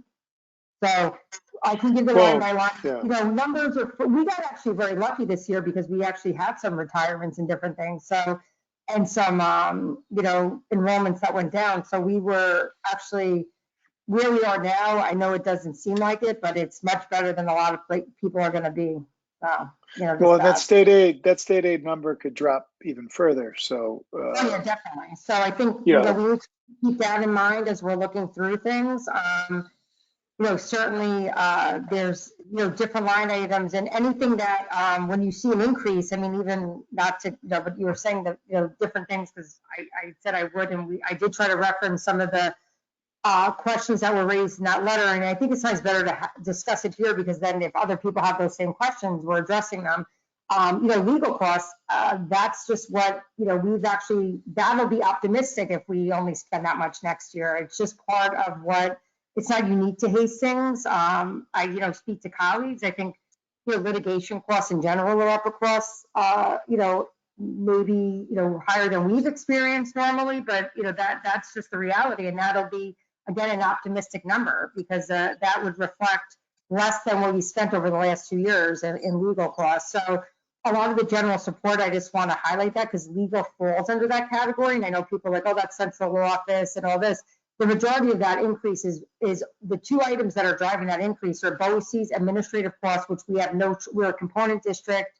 Even if we didn't want it, one BOCES service, we have to pay that. That's reflective of their increase and the legal costs increase. And then, like I said, everything else we're trying to cut down as far as possible. But again, just so many people, we've reduced our clerical staff over the last couple of years. You may not have realized if we didn't replace different positions. I don't even think we could barely, I mean, right now I could argue that we need some additional people, but we are really cut to the bone at this point. But I will say, and one more point about special education and legal costs. There's a nexus. So some of the legal costs are the result of parents not feeling that our programs are that strong. So and the other component of that is the fact that yes, while we absolutely have to cut in every department, the professional learning budget is so important when we're trying to help some of our educators who may not have worked with certain types of learners, to develop the capacity to work with them more effectively. And that requires, an expenditure to provide. If you don't have that internal expertise to provide that professional learning, you have to, hire that service to provide that. So if we can't build the capacity of our special educators who are working with some of the learners who pose challenges to them initially, if we can't provide that professional learning and our parents don't feel that our programs are strong enough, they're going to say, guess what, my child is losing, the gap is widening around their whatever the skills are. And that's another reason why our legal costs are increasing. So, that has to be, a part of the sort of global thinking around special education. It's the needs professional learning, which again, we have to make decisions around, but it's also if the programs are not up to par and parents feel they're not, it often ends up with a settlement. Yeah.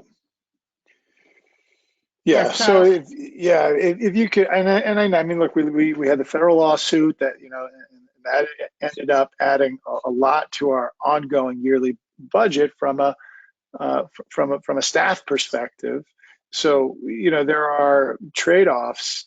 You cut too much and it actually costs you on the back end. So I think that we're all in agreement. We've got to just be really thoughtful. And if you could. So let's just take a closer look once we get that line item out of the special ed budget, and we can talk further at that point.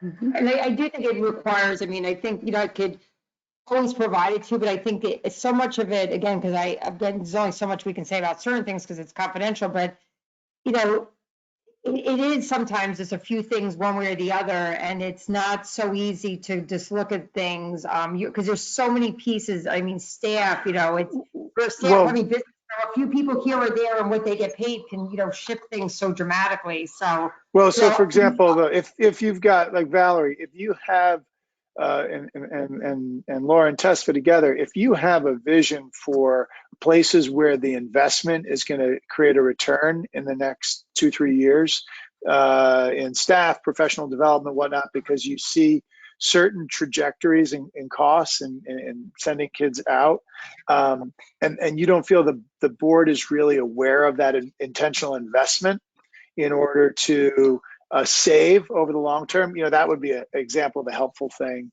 to share with us, because that would justify an investment at a point in time where we're trying to reduce costs. So anywhere there's that level of detail could be helpful too. Yeah, I mean, we were talking, and I don't know if this is the time or maybe the April meeting, but just to give you a concrete example, with the our behavioral interventional specialists, the programs that we have specifically in the communications classroom, those children require ABA certified training, or ABA certified teaching, or ABA certified services. And the behavior specialist allows us to keep some students in district, some of our Hastings students, and also bring in some of those tuition kids that require that ABA service. So that's sort of one example of how an increase in a portion of the budget is required to maintain some of our students here, in addition to bringing in some of our tuition students. Right. That's a good point, Tesfa, because we are, again, I'm sorry not to interrupt you, but we do have, on the revenue side of the budget, we are anticipating, close to $500,000 of tuition into those programs. So although they're not generating additional expense for us, but that is sort of an offset to their expenses, because some of it helps, because we run those classes not to bring in revenue, but once that fixed cost is already in those classrooms, that additional money, is also part of, like, I would say, an offset to the special ed budget somewhat, because it's directly, related to having those programs here. We wouldn't be, so without those services, if right now, I believe the classes are maybe split, where half the students in the classroom are Hastings residents and the other half are tuition students that come from out of district. We wouldn't be able to maintain just about any of those students without that ABA specialist. That's based on their IEP and their disability. And then to add to that, as a result of that, if we weren't able to maintain that, we would have to send our children out, and then we would lose the $500,000 that Maureen just spoke to about the revenue that we're bringing in. So that would be a huge loss to what we'd have to pay for those students to go out to tuition, plus the loss of revenue and this is all of that is coming into that one line of why we want to increase the behaviorist. Is it a new That's the mandate? majority of that increase in that line, Tim, is the behavioral at 139. Yeah, so is it a new mandate this year, or is it a different student population? It's a combination. Well, not a new mandate, but it's definitely, we have it. So our enrollment, and not so much our enrollment, but our classification rate is going up, and we are bringing in these students out of districts. So it is going to increase the amount of students that we have to have this profile, in addition to our own residents that are increasing. We are classifying more students, whether we're getting better at, using different assessment tools, or we just have a higher need of students with disabilities that happen to be in the district over the past few years. Our classification rates are going up. But the least restrictiveness requirement, though, correct me if I'm wrong, Tesfa and Laura, around between 2013, 2015, the state began to really look closely at districts with regards to the numbers of children who were placed not only out of the district, but also who were, in more confined or restricted classrooms within their schools. So, that became a major civil rights issue across the state. So districts have really looked very closely at making sure that children are not in overly restrictive, segregated environments. and to Right. make sure that we are not one of those districts that the state visits and says, you know, you have a problem. We have to, as Laura and Tess are doing proactively, making sure that we're building the internal services. That's what I referenced before, that in order to build programs, you have to expend money. You know, in order to keep children in the district, you have to expend money to do that. So that very much is, I mean, I don't know the dollar amount from maybe 2013 to 2014, but I can bet you it's increased over time since then. So this didn't just start in the last 2 years. It really is connected to a state, you know, priority to provide the least restrictive learning environment for our students with IEPs. Right. To circle back to, and I don't want to take up, you know, too much time, but, you know, when Dr. Katzman came, you know, we were below where we should be as far as the amount of time that the bulk of our students are in the least restrictive environment. And that was according to New York State. So if we even look at our communications class, and I don't know if you guys remember when we did our presentation in September, you know, those are the kids that have this ABA certified specialist or this ABA need. But also the bulk of those students in that classroom are minority students, and we need to really expand upon getting those students, any student in general, but specifically those students in those classrooms in lesser restrictive environments. And that's where we're really trying to build, if that makes sense. Exactly. It's a great point, Tesfa. And just to build on what Tesfa said, a lot of this also did come out of Katzman's report and Katzman's recommendations. And we are still following her. It wasn't just a one and done where she came in and just gave us a report. You know, Tesfa and I still refer back to the report and her action plan and follow along to make sure that we are still making progress in her recommendations. Thank you for that reminder, Laura, because within that report, if I recall correctly, one of the major changes was increasing staffing, right? Yes. And a huge LRE and professional development and, you know, looking at how we could bring children back to district. So, I mean, I guess to summarize just what we would like to do is, you know, to build the capacity with the staff that we have here. So eventually over time, you know, we can't just keep increasing money. Like, we're aware of that. Like, you know, there has to be a point where, you know, we can't keep spending money, but we're hoping that if we do it now, in the long run, we won't have to spend as much to build this program or to maintain the program. Yeah, so let's do this, right? I hear all your points. They're all very reasonable points, very admirable points. I think the slides that we've looked at to date, or at least speaking for myself, are too lumped together. So if there's a behavioralist, I mean, it's very simple. Behavioralist, this amount of money, you know, column 1 behavioralist, column 2, this amount of money, column 3, this is the rationale of what this behavioralist accomplished. That's X. There's something else that's a certain amount of money. This is what it is, this is what it costs, and this is the rationale. So that, because what you're describing, really the four of you, is sort of deep institutional and programmatic knowledge that, I'll just speak for myself, I don't have and will never have, but I do have to sign off on the line item.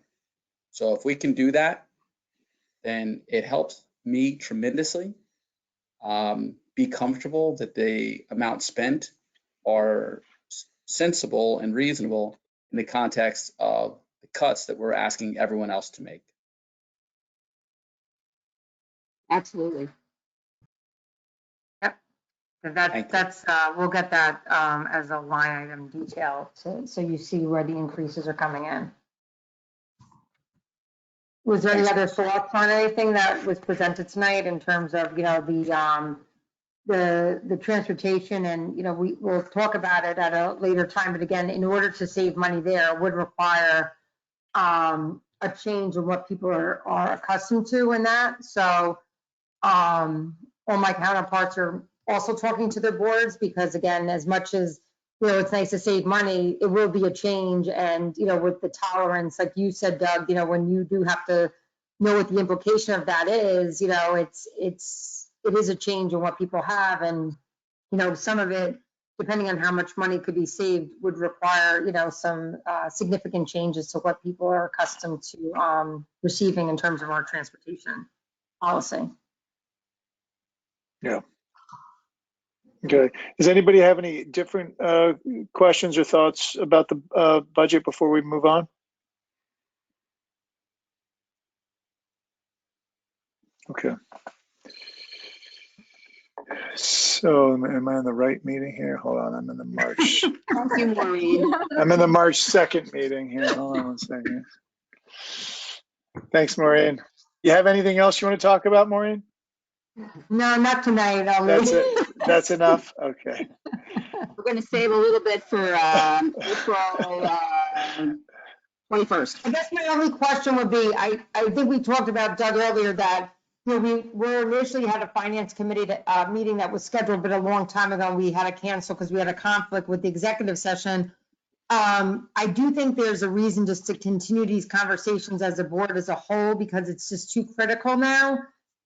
And I don't know whether- if you feel as though we need one before the 21st, is that when the next meeting is, the 21st? Yeah, I mean, that would be the time, if the finance committee wanted one, we could schedule one in between, like probably not the same night, because sometimes we get into a conflict. It would be like the week before or something. Yeah, I'd say we do that. And I would say let's include the whole board because we're virtual. Okay. This is kind of just, you know, a lot crazier. Obviously budgeting period than ever before. So I think it's best if the whole board is there. Yeah, I agree. It's a lot of moving parts. Yeah, so why don't we send around something and we'll get another public link, the public can join, and we'll have a public work session. We'll just call it a work session. That's good. Okay, so like the week of the 15th, somewhere in there. Yeah, 14th, I think in that's, there. Okay. yeah, that sounds good. I'll be around, Okay. Maureen. I'm not planning on traveling anywhere. Yeah, thank you for clarifying that. Yeah, I thought you would Maybe be Monday the 13th. Yeah, so we'll get something, because I think it'll be, you know, this way too, it's going to require a lot of going over line by line, to your point, and really understanding all the pieces, and maybe we'll have some, you know, some information by that point from the state, possibly, probably not, but maybe. So.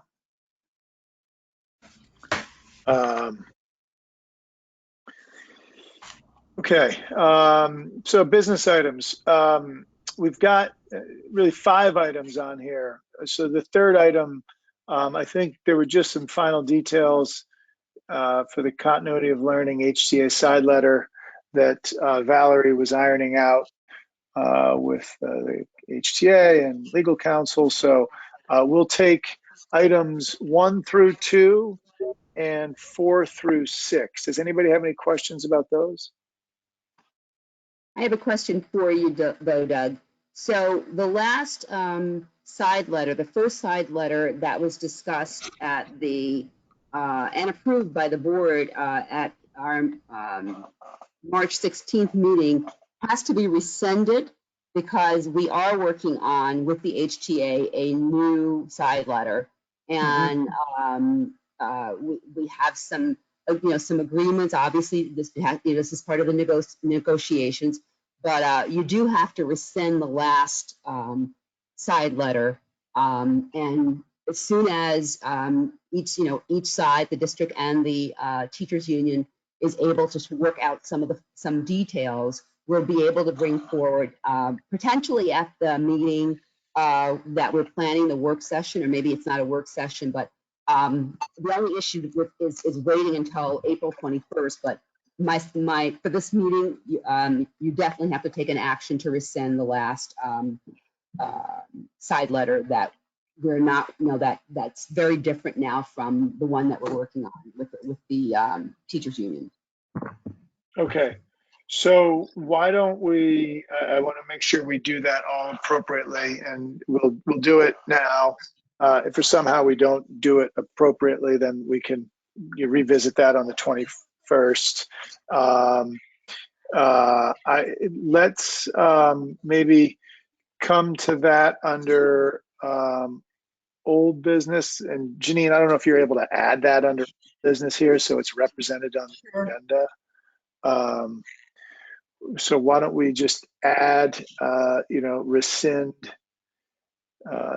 MOA voted on March 16, 2020. Let me just check the minutes here. I think I can see it, how it was. Okay. So while Janine is doing that, does anybody have any questions? Right, and I'm gonna have to do it after the meeting. Okay. Well, we'll rescind it and then you'll add it after the meeting. Yes. So let's come back to that in a second. 1 and 2 and 4 through 6. Does anybody have any questions?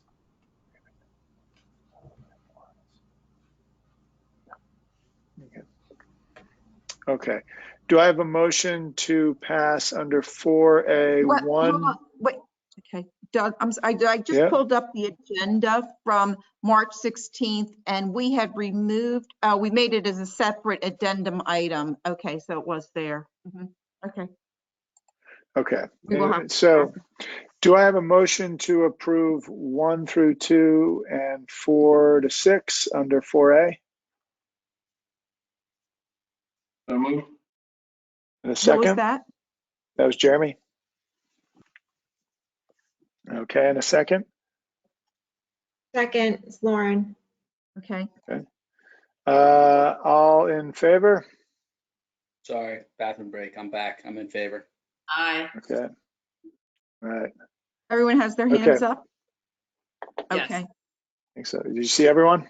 Yes. Okay. Okay. So now let's make a motion, and let me just look at these minutes here myself. I'll say it. Jeremiah.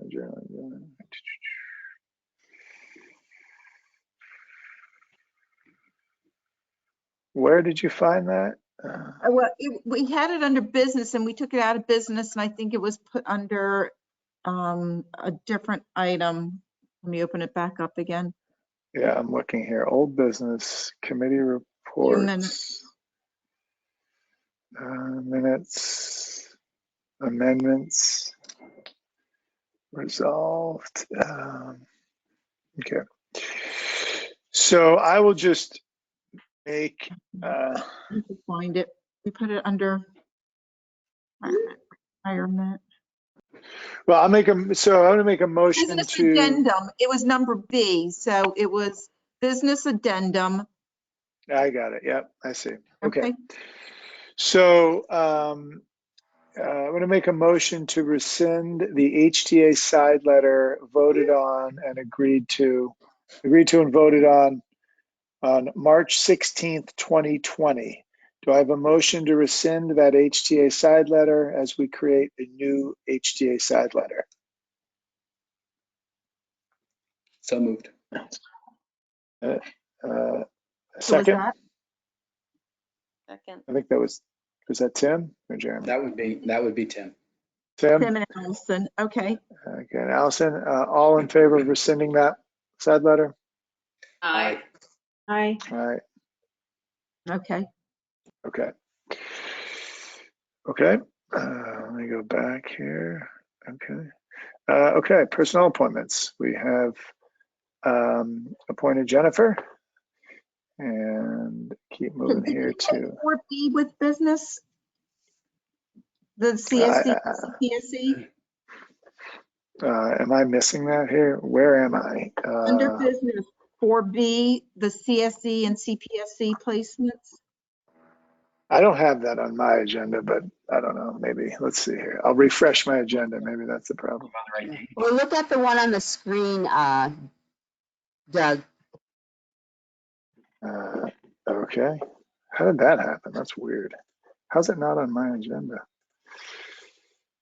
No, it's not on my agenda. That's crazy. Okay. I hope I didn't miss anything else. Okay, so 4B. Do I have a motion to approve placements for CSE and CPSE? So moved. And a second? Second. Okay, all in favor? Okay, Aye. everyone? All right, Aye. okay. Um, okay. Let me make sure I have all And these now we're- amendments right now. Okay, yeah, wow, it's weird that that just is not showing up.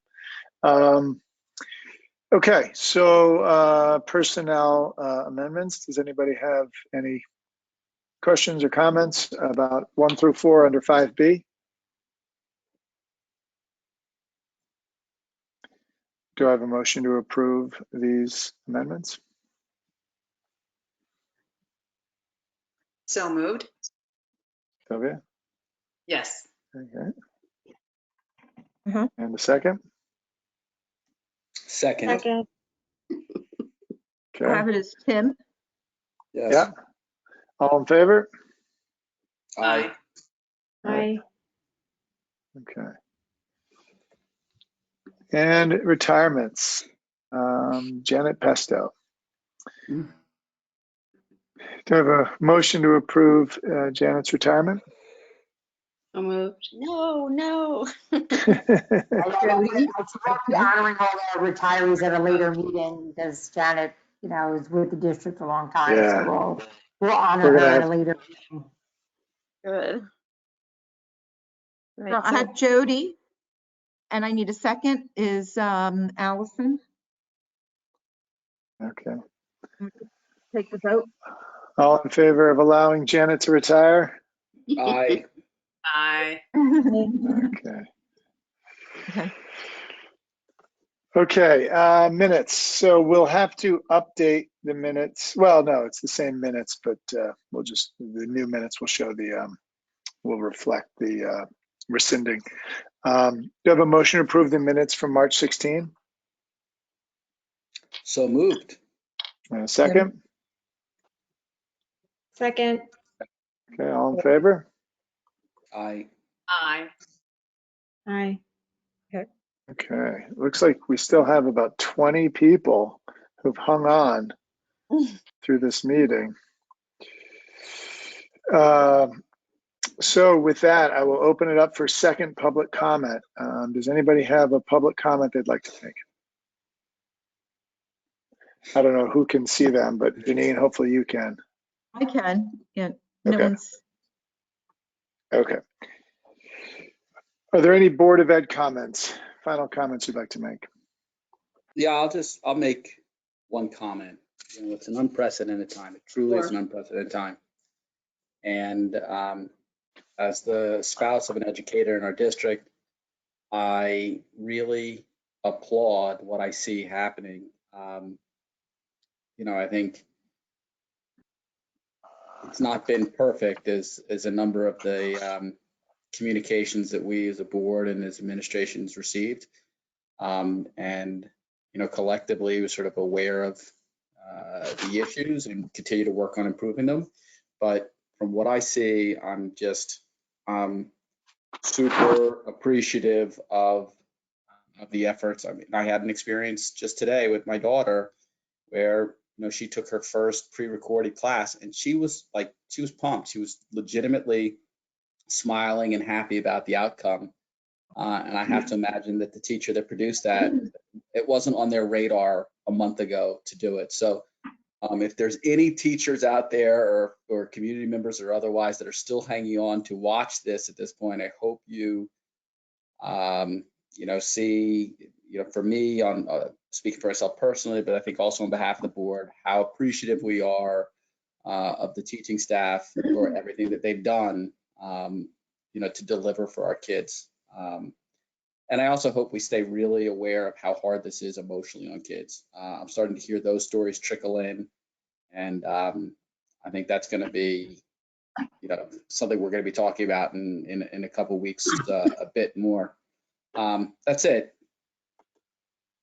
I think it's hard not just on kids, but on families, on parents, on families when the well, even if there's not two working parents, but I think it's learning, figuring out how to juggle everything. And I think it's more difficult than any of us could have imagined. It seemed like, well, okay, we'll just switch to remote learning.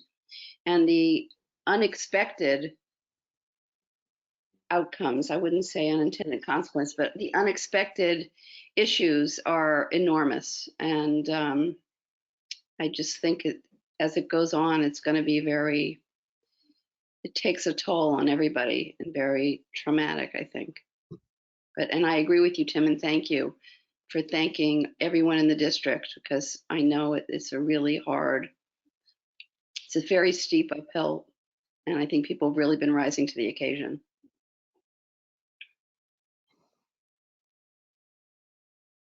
Thank you. Any other final comments?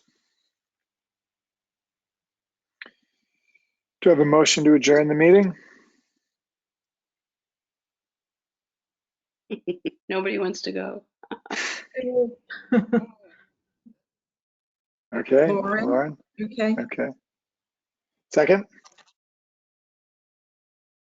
Second. Tim. Okay, Tim. Okay, all in favor? Aye. Aye. Okay, thanks everyone. I think it was All right. a good meeting. Thanks, Appreciate Reed. everyone's Be commitment. well. Okay. Be well till our next electronic meetup. Welcome, Miss Borelli. Thank you. Thank you so much for having me. Yeah, Have a welcome. great night, Welcome, everyone. Vincent. Thank you. Thanks a lot, Thank Jennifer. you. You take care. We'll be in All touch. right. Sounds good. All right.